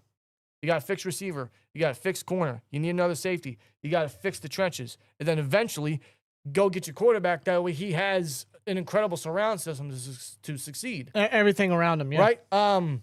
In free agency, like the pattern the past couple of years hasn't been great. It's just been aging guys at many positions. Let's not do that. Okay? Let's fix some of these positions. Please. It's all I can ask for. Let's not get conservative. Let's not get lazy. Let's not get cheap. Go get some players. Go make a splash or two. Just sign some marquee players, man, at the most necessary positions. Wide receiver, like get a guy that's starting caliber, right? And if you still want to select receiver early on, you could do that too. Right. Left guard, you need somebody there to be your left guard. I don't know if they resign Sayamalo. I don't know if they go out there and decide to be active and go with a slam dunk signing in David Edwards. I would love that. I would love nothing more than that, right? Right. Cornerback, of course. It's like they have options out there. It's just a matter of, again, how active are they going to be, especially with them having 12 picks for the NFL draft? Because I'm not expecting a lot of depth guys or a lot of signings here and there at every position, because that's what the draft is for. You can backload a lot of the depth guys with the draft picks, with some of them, of course, being developmental starters. But as far as filling in certain positions like receiver, guard, or even cornerback, there's capable guys out there for you to sign and go and get. See, what I'm thinking is go be active, go spend some cash, and then use the picks to trade up for whatever you want. Yeah, because I don't think the Steelers necessarily need to keep all 12. If they do, then it's not really that big of a deal. But you have that flexibility. There's the key word today. Flexibility to do what you need to do. Well, I also don't expect them to trade any of their 2027 capital, because why would they do that? No, they're going to want to keep it. They're going to want to keep it. See, my other fear is they have all these free agents. They have Sayamalo, they have Gainwell, they have Pierre, they have Calvin Austin. Guys that are probably going to bring in some comp picks. Like last year, they lost Russ, they lost Fields, they lost Najee, they lost Dan Moore. Yep. And that accumulated a bunch of comp picks. That's going to accumulate a third, a fourth, I think a sixth and 2 7th comp picks or something. I'm hoping that Khan doesn't view his losses this year to stack capital for 2027 and not do anything in free agency again. I don't want him to do that. No, let's not do that. Let's not lose players, stack up on comp picks for a second straight year, and do nothing. Don't do that. No. If he does that, I'm going to be incredibly disappointed. I mean, they got $50 million or a little over $50 million in cap space. Splurge yourself a little bit. I'm hoping that what I just said doesn't happen, and then most of that cap space goes to the impending extensions to Benton and Porter and Darnell, right, and Herbig, right. I think that might be Chris Boswell's coming up. Of course, that might be the idea for Khan to do. That might be something he's keeping in mind. That might be where you have to keep it in mind. That might be where most of his moves are going. I wasn't surprised. And Listen, those guys deserve extensions. There's no doubt about it. He might not do as much as what we want him to do in free agency. Which is why I'm kind of keeping my expectations low. Like, I want these guys for the Steelers to target, but it's like, again. What I want them to do, I want to get greedy. Like, I want to spend what we have. I want to get greedy. I want to get aggressive, right? We always say Khan's aggressive. He's been aggressive in certain aspects, but he's also dropped the ball in some as well. A little bit, yeah. So my thinking is go be aggressive this year. Okay? Fuck the comp picks for 2027. Whatever. Go be aggressive. Go grab some of these people in free agency, fill these needs, trade up in the draft for whatever, and then I think you're set. And then in 2027, grab whatever quarterback you want. I think that's what he should do. What I hope he doesn't do is just settle. I hope he doesn't settle and do the lowest grade possible. And then just run it back. I hope Except they don't this time do it's that. Mike McCarthy. You're having Mike McCarthy work with Tomlin's players. I hope they don't do that. Now, like you guys know how we feel about Mike McCarthy and whatnot, but there's no doubt that the coaching staff that he has brought in, it's intriguing, right? It's intriguing. There's a lot of coaches in there that could really work with a lot of the young talent that we have for the future, especially with the draft picks coming up. But with this free agency, it's like give McCarthy and his coaching staff something to work with, rather than just the excess fat that's been left over from Mike Tomlin and his coaching staff. Right. Give him something new, like slim some of the fat off, and then just give Mike McCarthy something to work with in his first season as Steelers head coach. Yeah. So something. Yeah, that's where I want them to get aggressive. I just hope they don't settle and do the least amount possible. Like they did last year, they did the least amount possible. They didn't bring in much. They brought Gainwell in cheap, and that worked out. They brought Darius Slay, and that was terrible, right? They didn't do much. They got A-Rod. They waited months for that. They didn't do much last year. Because of that experience last offseason. That's kind of where I'm at this offseason. Yeah, I don't want them to do that again. That's the deja vu I don't want. I get the comp pick formula. It worked for y'all last year because we have all these picks this year. I'm hoping that he doesn't go in with the same mindset. Go get aggressive. Or is he going to try to get picks for next year in some form or fashion? Sure. Because I'm sure he's already anticipating trading up for next year. He has to. It's just the way it is based off of the options we have a quarterback this year. Free agency, draft, trade, whatever, right? Yep. So he's probably going to try to accumulate some sort of extra capital, some sort of ammo for 2027. Just don't get too lazy. Go make a splash or 2 or 3. That's what I want them to do. We'll see what happens. I mean, free agency is going to be crazy, bro. I already know in 24 hours from now, like everyone's going to be staring at their phones, refreshing whatever you're on Facebook, Twitter, Instagram. Nonstop. And then we're going to be getting news left and right. We might get more trades. Obviously, there's going to be a ton of names applied to the Steelers in terms of the quarterback room and receiver, maybe O-line. Or we might lose some of our free agents in 24 hours from now. It's going to get crazy. It's going to get crazy. It's going to get very exciting for sure. I'm hoping Omar Collin gives us something to get a little hype about. You know what I mean? Steelers are going to run it back like Jey Uso. LOL, A-Rod, sadly. Yes, run it back. No yeet. No yeet. Sommer says they're going to acquire picks in 27 in some way, whether it's comp picks or trading 26 picks. Yeah, I could see that too. Yeah. I could see it. Honestly, I wouldn't be surprised if they try to trade back and try to get as much early 2027 capital. It could happen. Who's to say they don't trade back from one of the early day 2 spots? There's going to be a ton of talent that falls out of the first round. So let's say a team trades up. They're willing to offer next year's capital. You know, extra day 2 capital for next year to trade up for a certain somebody, right? I'd do it. I can see it. Depending on what he does in free agency, I'd do it. It's just more ammo, right? It's just more options for Khan that's on the table. Anything's on the table, really. Everyone would have felt different if we would have kept Pickens. DK was a good pickup. Just we subtracted from that room. I just don't want to see them forfeit the future. I don't think they're going to forfeit the future. No. Like if they're going to trade up in the draft this year, they're not forfeiting 2027 capital. They're not. And DK, I mean, was it a little underwhelming this year? Yeah. The suspension was stupid. He had drop issues. He's not a 1 in my opinion. But the idea of getting Pickens when it happened was great because we still had Pickens at the time. And then when you traded Pickens, we're like, oh, we're right back where we were 2 months ago. Yeah.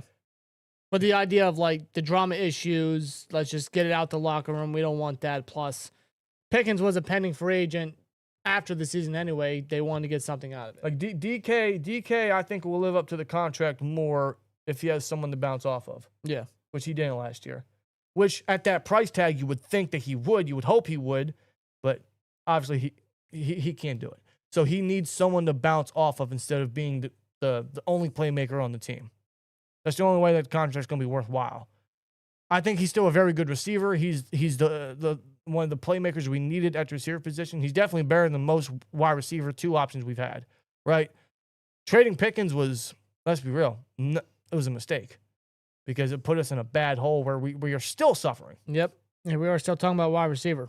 So hopefully we actually fix that position and we ain't got to worry about receiver no more. Fingers crossed. If there's one thing I want them to do this offseason, I want no worries about the receiver room ever again, at least for the next 3-4 years. I want them to fix that position. When I think of wide receiver in 3-4 months from now, I want to be singing Hakuna Matata. Yep. No worries at that position. Yep, I hear you. I mean, like, this is the 3rd offseason that we're talking about wide receiver and having to fulfill it and fix it. Mm-hmm. Like, Khan had 2 other offseasons, of course, and 2 strikeouts. You can't strike out a 3rd time. 3 strikes, you're out. This is the year to do it.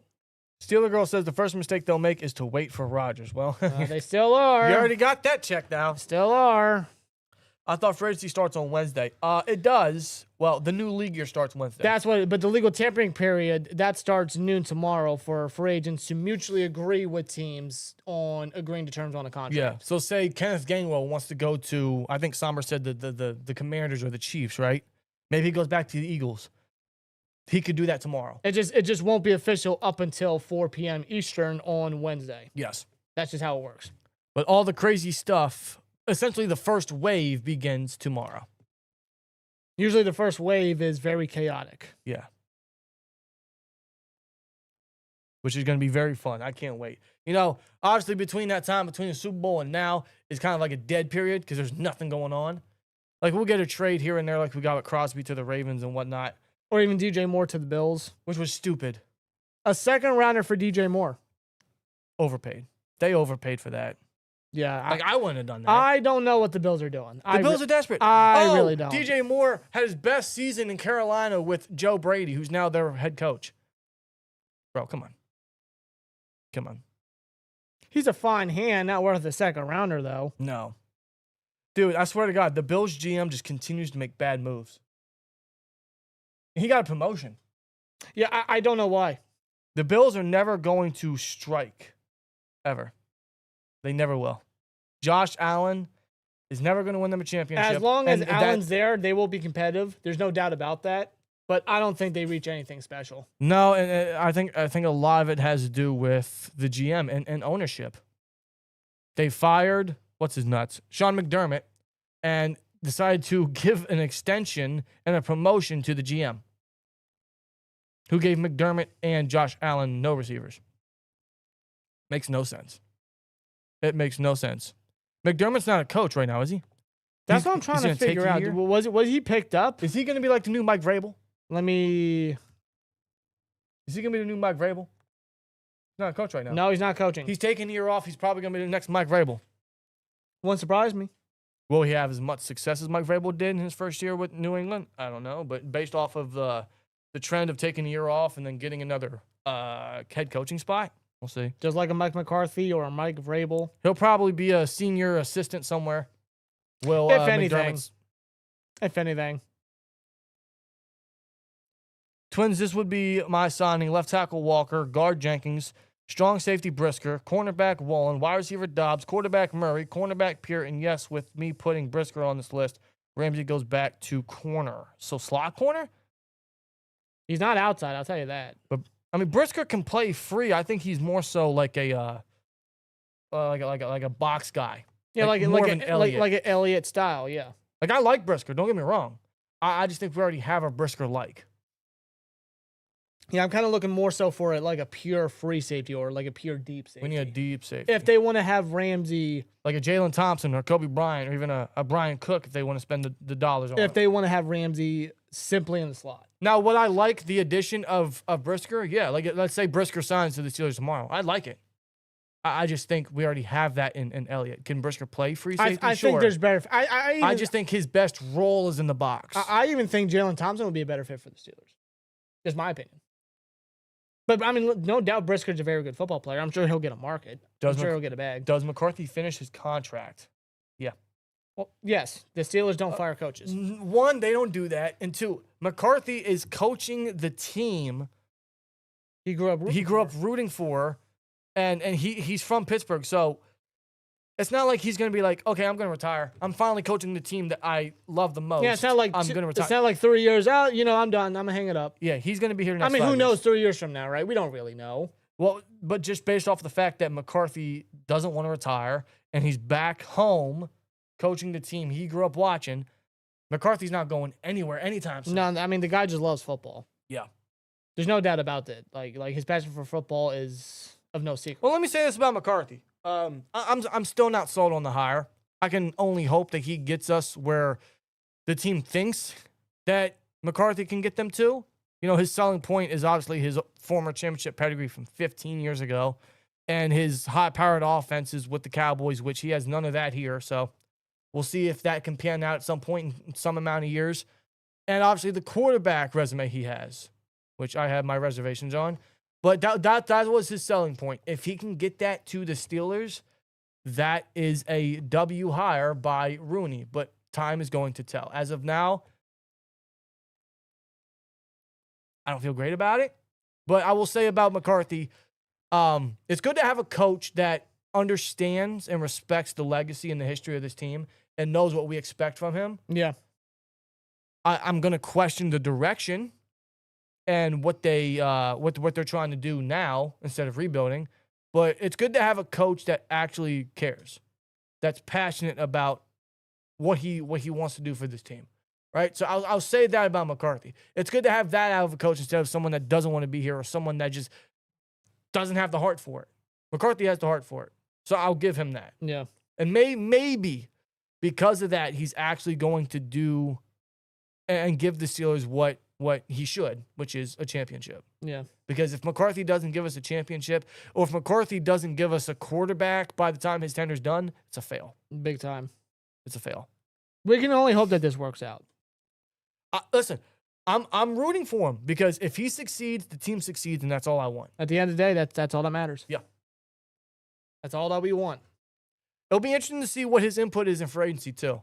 You know, Tomlin, I do believe, had a lot of say in his roster construction in the draft and free agency, and Art Rooney the same as well. He's not immune from it. We'll see what his influence is because that's going to be interesting. Maybe that allows us to make more splashes. I don't know. It could. I mean, like the old philosophy of aging veterans and whatnot. That was always a Mike Tomlin principle in his free agency moves and whatnot. Maybe that's different from McCarthy. Maybe he wants to go a more aggressive route, or maybe McCarthy just looks at the previous players he used to coach, or that he drafted before. Maybe that's a route he takes. I don't know. We'll see. We'll find out. We'll see how active the team's going to be with Omar Khan and company. It's going to be interesting. That's all I can say. Marshall History says, bring back Gainwell, Sayamalu, Pierre, Andres Peppers, Connor Hayward, Equali, Aaron Rodgers, and Asante Samuel Jr. So you want everyone back. You want to run it back. I'd bring back Gainwell. I'm not opposed to Pierre or Samuel Jr. coming back. That's pretty much it. Or even Connor Hayward. I'll throw Hayward in there. Yeah, because he's a solid H-back. I'll throw him in there. Can we do better? Yeah. And you know what? If you want a special team safety, Peppers. That's it. I feel like that'd be his role. Well, Killebrew's a free agent too. Are they going to bring him back? He was the captain. He's been a captain for a long time. But Skoranek might now be the captain. He could be. And Killebrew at his age coming off a serious injury. I know. I don't know how much that's going to affect his play at his age. Maybe they view Peppers as a replacement. Well, if you're asking me to bring back either Peppers or Clark, Peppers. But only for special teams. That's it. That's it. That's his role now in the NFL. If he has to be a fill-in starter, whatever. But you're not having him start every single game. That is his role now. That is his leadership role now. Does he change his jersey number? Because 40 was an eyesore. No. You don't think he changed his number? I don't care about the number. 40 is kind of an eyesore for him. I don't care about the number. That might just be me. It's just, But no, I'll bring back Gainwell. I'd bring back Pierre, Samuel if we could. That's about it. Everyone else can. Adios, amigo. Vamonos. We'll see y'all down the road. Yep. I'm being real with y'all. Replace him with the draft.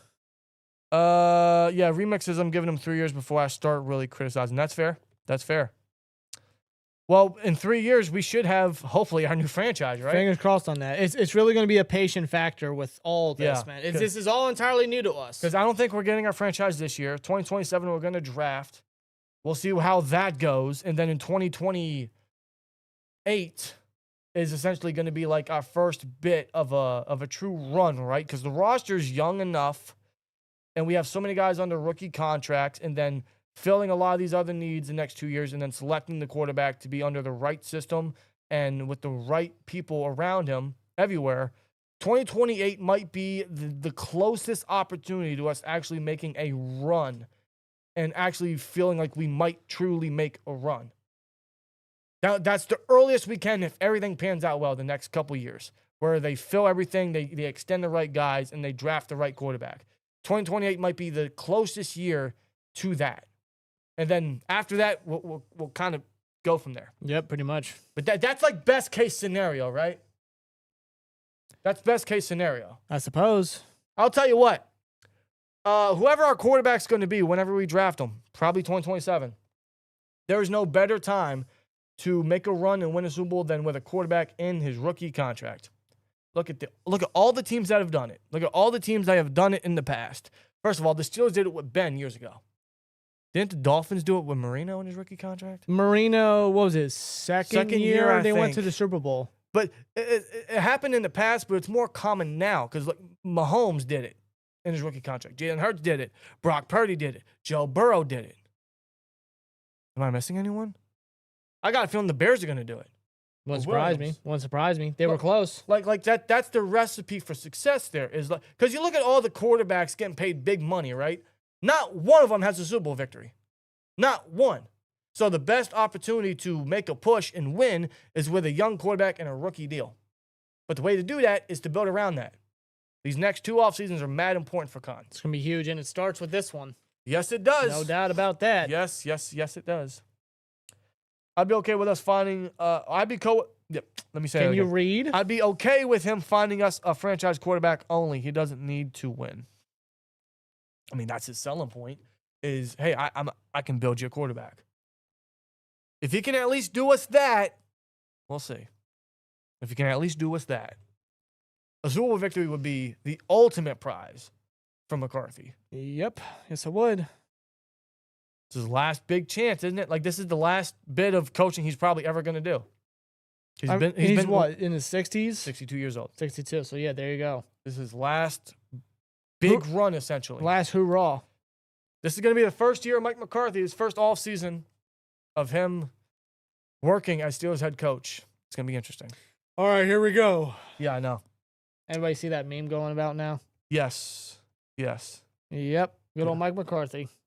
He's quite the character. I'll give him that. When the season starts, I'm going to say it's going to be weird not seeing Tomlin on the sidelines. It is. It's going to be really, really odd.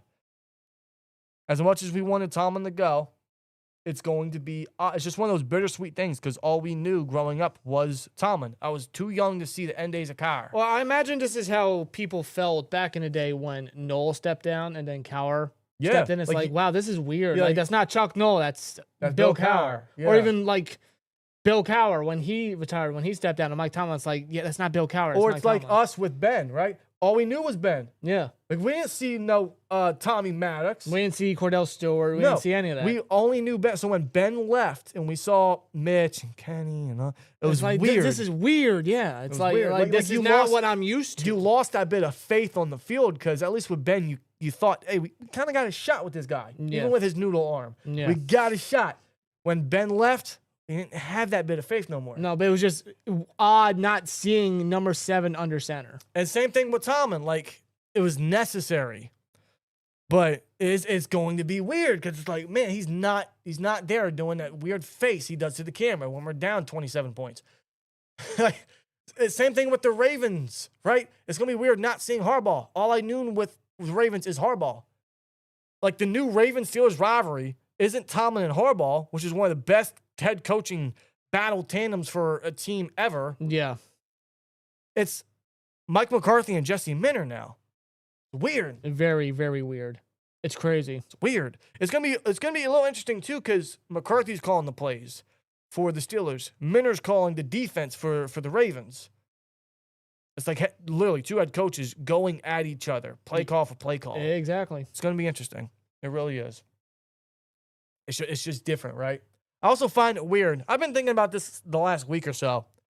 Growing up, we saw McCarthy, we saw Russ, we saw Rodgers, we saw all these guys, right? Now they're Steelers in the twilight of their careers. Yep. It's like what I watched growing up is now what I have to witness as an adult with my own team. But it's at the tail end of their career. It's at the twilight of their end. It's like 10 years ago it would have been great. It would have been fun. Now it's just... It's weird. It's a retirement tour for you. Essentially. No disrespect, but it's like they're obviously not the same player. It's like what I watched growing up is now part of my team as an adult. Now is this... Is weird. Like Darius Slay's another one. Patrick Peterson's another one. Or what about... We watched these guys growing... Adam Thielen. We watched these guys growing up. Who said in the live chat? Was it Steeler Lee? Mike Evans. Apparently Mike Evans is actually going to explore his options in free agency. Man. Is Mike Evans now going to be in that pool? I don't think he comes to the Steelers. Just on out there. It doesn't make sense for him. It doesn't, but just throwing it out. Doesn't make sense. It really doesn't. It's like, hey, you grew up watching this guy, loving this guy, being a fan of this guy. It's like he's a Steeler at the tail end of his career. He's a player of your team. Yeah. Yeah, McCarthy's gonna be 68 at the end of his contract. 68. Yeah. Kind of crazy, right? It's wild. Yeah, Somber, I agree. Yeah, I wouldn't be surprised if we get Jalen Tolbert. That's one of the guys I wrote down here just based off of the McCarthy connection. Same thing with Jalen Naylor because of the Brian Angelico connection. Would not be surprised whatsoever. They're fours. They're not twos or threes. They're fours, in my opinion. It revamps the depth. It boosts it a little bit. But it changes it. They're typical Omar Khan free agency hires or signings, isn't he?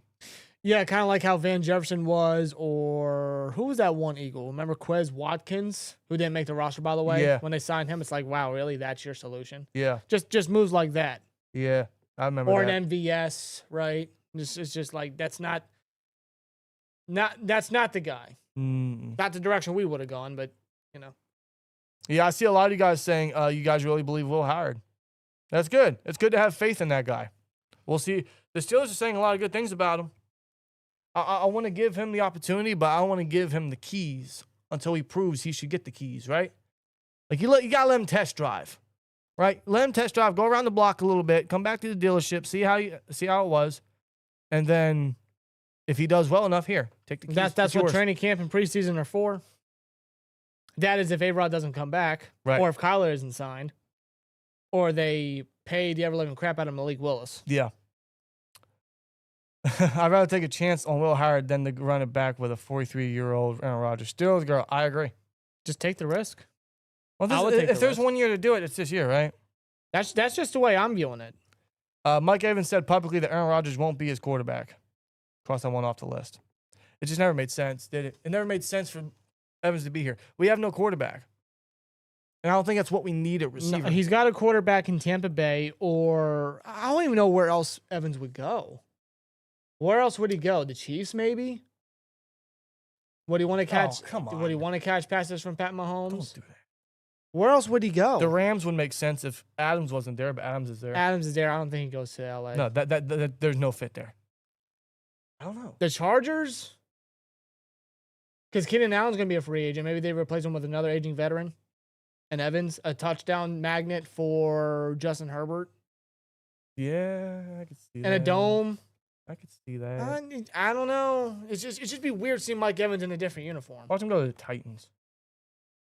Because the Titans are just, they're the wide receiver. They're the wide receiver last ride. They're the wide receiver Hurst. I see what you mean, but I can't see him being a Titan. I don't know. I can't, man. I don't know. No, it makes sense for him to go back to the Bucs. He's just one of those guys that should not wear any other. I mean, jersey. that man been through it all with Tampa Bay. Through it all. The downs to the ups. Like, wow. That man caught passes from who was that one quarterback? Buccaneer and Bear. Mike Glennon? Yeah. Yeah. Mike Glennon, and didn't he have Ryan Fitzpatrick for a little bit? He did. Was that the start of the 2019 year? Was it? It was. No. In 2018. No. Ryan Fitzpatrick was with the Dolphins in 2019. Was it 2018? I think it was. 2018. You might be right. I only know Ryan Fitzpatrick was with the Dolphins because Minka picked him off twice in that Monday night game. That was 2019. Yeah, I know. Okay. Yeah, it might have been 2018. That was a weird run. He had a good 5 weeks, and then Fitztragic came back. Good Lord. Quarterback purgatory is fantastic. I know, man. I always wanted to try it at least once or twice. I'm not having fun. I'm not having fun. This is the pit of misery, guys. Wish we could trade for Jalen Carter or trade for Brian Thomas Jr. and Waddle. So Jalen Carter's getting calls. Yeah, Ricky kind of broke the news days ago. The Steelers aren't trading high-end capital for Carter. That makes no sense when you don't have a quarterback. No. That makes no sense. No. That would make sense for the Rams. That would make a ton of sense for the Rams. Are you kidding me? A lot of sense. Not for the Steelers. Brian Thomas Jr. and Waddle, I just don't think they're getting traded. Why? The Dolphins don't want to trade Waddle. I know they have a new GM, but I don't think he's going to want to trade Waddle.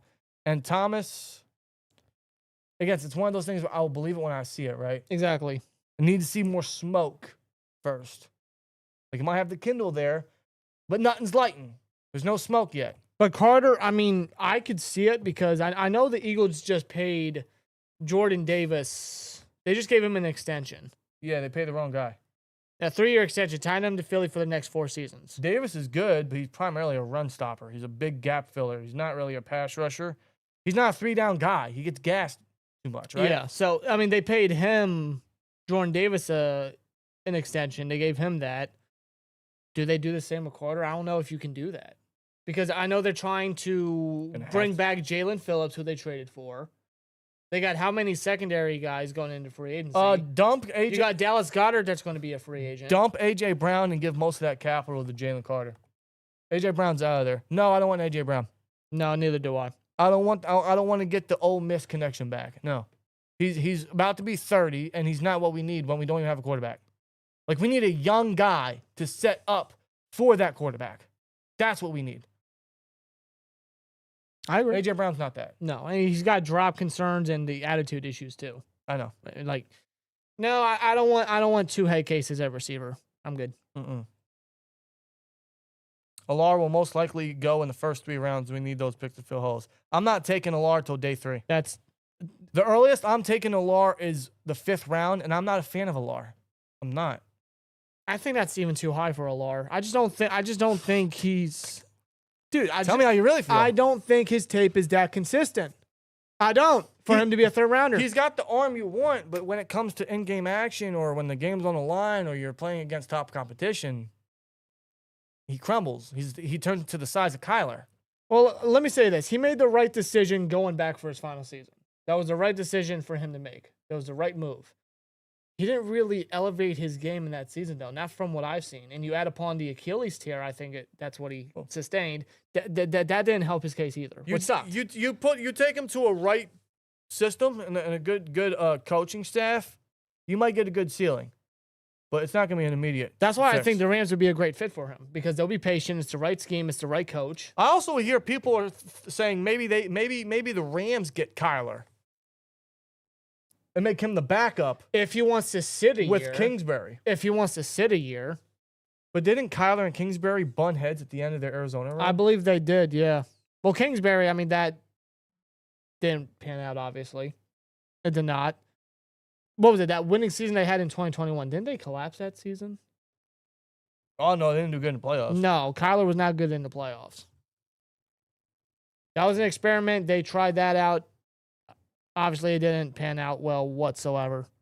No, it did not. I mean, that was their only winning season with Kyler. Yeah. What does that tell you? I don't even know if. Yeah, they lost 4 of their last 5. Yeah, that wasn't good. They were 10-2 and have finished 11-6. I mean, there's a familiarity there, and if Kyler wants to sit a year, I mean, that's up to him. Kyler wants the Vikings. That makes a little bit of sense. He would fit what's his name? Kevin O'Connell's scheme. I mean, I feel like that's the best fit for Kyler based off his options in free agency. Yeah. AJ Brown's overrated. I see why you say that. Evans is old. Tired old players go young, says Gary. I agree. Sommer says if you sign K9, then you'd have to trade Warren. You don't pay 2 running backs. No. Kenneth Walker's not coming here. No Andrew Filipponi report's going to convince me otherwise. No. I think the only thing he got right was the Heinz Field name change. I think it's the only thing he got right. Said the Brandon Ayuk trade was at the goal line, which I guess it was. But Ayuk was like, nope, he pulled the rug right underneath the Steelers. Mm-hmm. I think Howard's better than the quarterbacks in the draft except for Mendoza. Not a fan of any. That's how I feel. Pretty much how I feel. Not a fan of Ty Simpson. Not a fan of Newsmeyer. Newsmeyer might have the NFL arm and the build, but he kind of disappointed this year. Cade Klubnik, no thank you. Allard, no thank you. No. If I'm taking a quarterback, it's day 3. That's kind of how I'm sitting, right? Yeah. We have so many more needs to worry about. And there's day 3 options. Cole Payton. There's the Arkansas quarterback. Was it Taylor Green? Taylor Green? Or is it Taylor Green? Is it Taylor? Taylor Green. He's Taylor Green. Freak athlete. He's an athlete. There's no doubt about it. He's like a healthier Anthony Richardson. Faster and probably a little bit more athletic. You want to try him? I mean, like, okay. Like a day 3 option. That's another guy. Based off his combine. Raw aspect, though. He is raw. Raiders won. Ratbird's still going to be trash. We're going to own them. I trust Fitanu. I do. I trust Fitanu against Crosby twice a year. We need a new left tackle. We need guard. Once we fix that up, I think our line's just fine against that pass rush. But I ain't gonna lie to you, Minner with Crosby and Hamilton on that defense. Raquan Smith. Yeah, him too. They might be getting Matabuke back. They could. Maybe Minter gets something out of Mike Green. Who knows, right? Sheesh. I see what the Ravens are doing, and it looks good for now. For now, on paper, it looks solid. We'll see if Minter can really step up to the plate, and we'll see if Lamar can actually do what he has to do. There's no excuse for Lamar no more. There never was. There was never a single excuse for Lamar. Well, he's what, a 2-time MVP already in his career? 2-time MVP. He's got one of the best running backs in the last era, right? I get he doesn't have the greatest receiver or greatest receivers, but, I mean, there's no. They changed OCs for you. The defense last year wasn't great, but I don't think there's really been an excuse for Lamar. Now more than ever, it's his time to strike. Do I think the Ravens do it? No. Yeah. I think their team is looking better than it did the last couple years. I think the change in coaching was necessary, but do I think they can still get it done? No, because I don't think Lamar is capable of doing it. I think he crumbles in big games. So that's how I feel about the Ravens. Give them credit for what they're doing, and I understand what they're doing. But I don't think they eventually accomplish their goal because I just don't believe in Lamar like that. Well, it just seems every year the Ravens, they make a move here and there to make whether that's a trade or a draft selection in the offseason, they get all this hype because Lamar's their quarterback, and it's just, the Ravens with who they have. Oh, the Ravens, they're the favorite to win the AFC North. They're a favorite in the AFC conference, right? And then it's just, it doesn't pan out. It's every year with the Ravens. So I'm not expecting anything crazy out of Baltimore, but just like you said, I see what they're doing. But it all really matters on the football field come September. Yeah. I don't know, man. It's going to be interesting. Yeah, Taylor Green's definitely like this year's Sellers or even like a Milrow. Athlete, but very raw. Yeah. Yeah. Garrett Newsmeyer, they're going to draft to compete with Howard. He's a McCarthy kind of quarterback. He is. If you're well, his father was he was under McCarthy's coaching. Was he the quarterback coach for Dallas? Something like that. Yeah. Yeah. He's the Saints OC now? Yeah, correct. He's the Saints' current OC, working with Tyler Shook. So, yeah, Doug Newsmeyer is the Saints OC and has connection to Mike McCarthy, thus he might draft his kid, Garrett. I'll say this about Garrett. If you're talking like NFL ready, he's probably the second best guy behind Newsmeyer. But is he like a day one starter? No. Not in my opinion. No, not day one. Not day one. I think he's a career backup, but I wouldn't be surprised if if he's there late day 2, I could see them selecting him. I would much rather just fill a lot of other holes with all those picks we got day 2. That's just me. That's just me.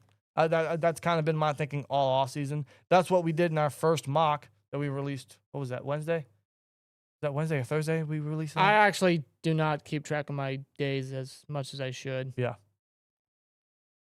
It was Wednesday, wasn't it? I think it was Wednesday. Yeah. Either way, it was earlier this week. Last week. Sometime, yeah. Lamar overrated? Yeah, I agree. I think he's a little overrated. I think he's overrated for sure. I get his line doesn't help because, I mean, they're probably, I think, about to lose Linderbaum. Their one guard is Daniel Falili. Yeah, he's awful. He's a free agent. He's a backup. Their tackle, if anything. Rosengarten is still trying to get acclimated to the NFL level.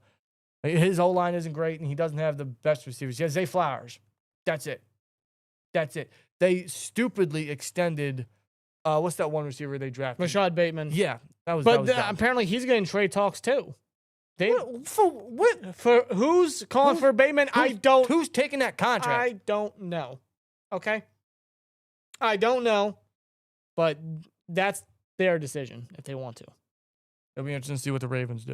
Yeah. All I gotta say is I hope Omar Khan's very active. That's for sure. I hope Omar Khan's active and he can fix some of these holes and do what he's got to do. And I hope he doesn't settle like he did last year. I'm hoping he can spend the cap space and use the ammo that he has at his disposal. Over $50 million in cap, 12 picks. Go do what you got to do. Go fix some of these positions. I think he's going to grab a guard. I think he's going to grab a corner. I think he's going to grab a wide receiver. Anything else would be a bonus, like a D-line or like a maybe a running back because we lose Gainwell, maybe we extend Gainwell. I think those would be bonuses. But I'm hoping he makes a splash or two, mostly on the line and mostly at probably corner or receiver. It's going to be interesting because we're going to be getting all kinds of news and all kinds of rumors and reports and everything tied to the Pittsburgh Steelers in just a short amount of time. It's just going to be flooding social media throughout this next coming week. Yes, sir, it is. Yes, sir, it is. I can't wait. And I'm hoping for the best. For the Pittsburgh Steelers, I'm hoping for the best, and I'm hoping Omar Khan gives us a nice treat or two or 3 or 4 or however many he wants to feed out to us, right? Like that dog that just wants a treat. Like, just keep them coming. Khan, get to work. Do something, because right now you're not really doing anything. That's what I'm begging for. With that being said, I think we're going to close it out here. We've been live, 3 hours? Well, a little bit over 3 hours. 3 hours flew by just like that already. Boom, just like that. Just whoosh.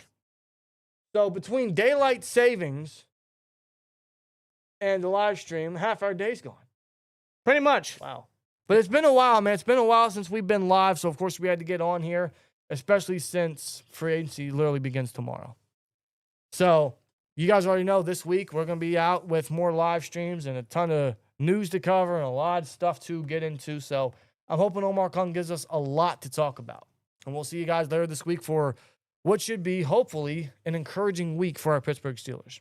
So with that being said, y'all take it easy. Y'all enjoy the rest of your Sunday. Y'all have a good weekend. And we might see you tomorrow for what might be a big signing, a big trade. I don't know. We'll see. All I know is that news is coming. News will be arriving. And it's going to be an interesting week around the NFL world. So we'll see. Wild, man. We'll see you then. I can't wait. We're finally getting into that big first wave. And we're going to see what the Steelers do. So y'all take it easy. Enjoy the rest of your weekend. Thank y'all for tuning in, man. Thank y'all so much. On that note, if you're new here, hit that like, hit that subscribe, and we'll see you in the next one at the end of the day. Here we go, Steelers. Go make some moves, man. And as always, like, comment, subscribe, and we'll see you later. Peace!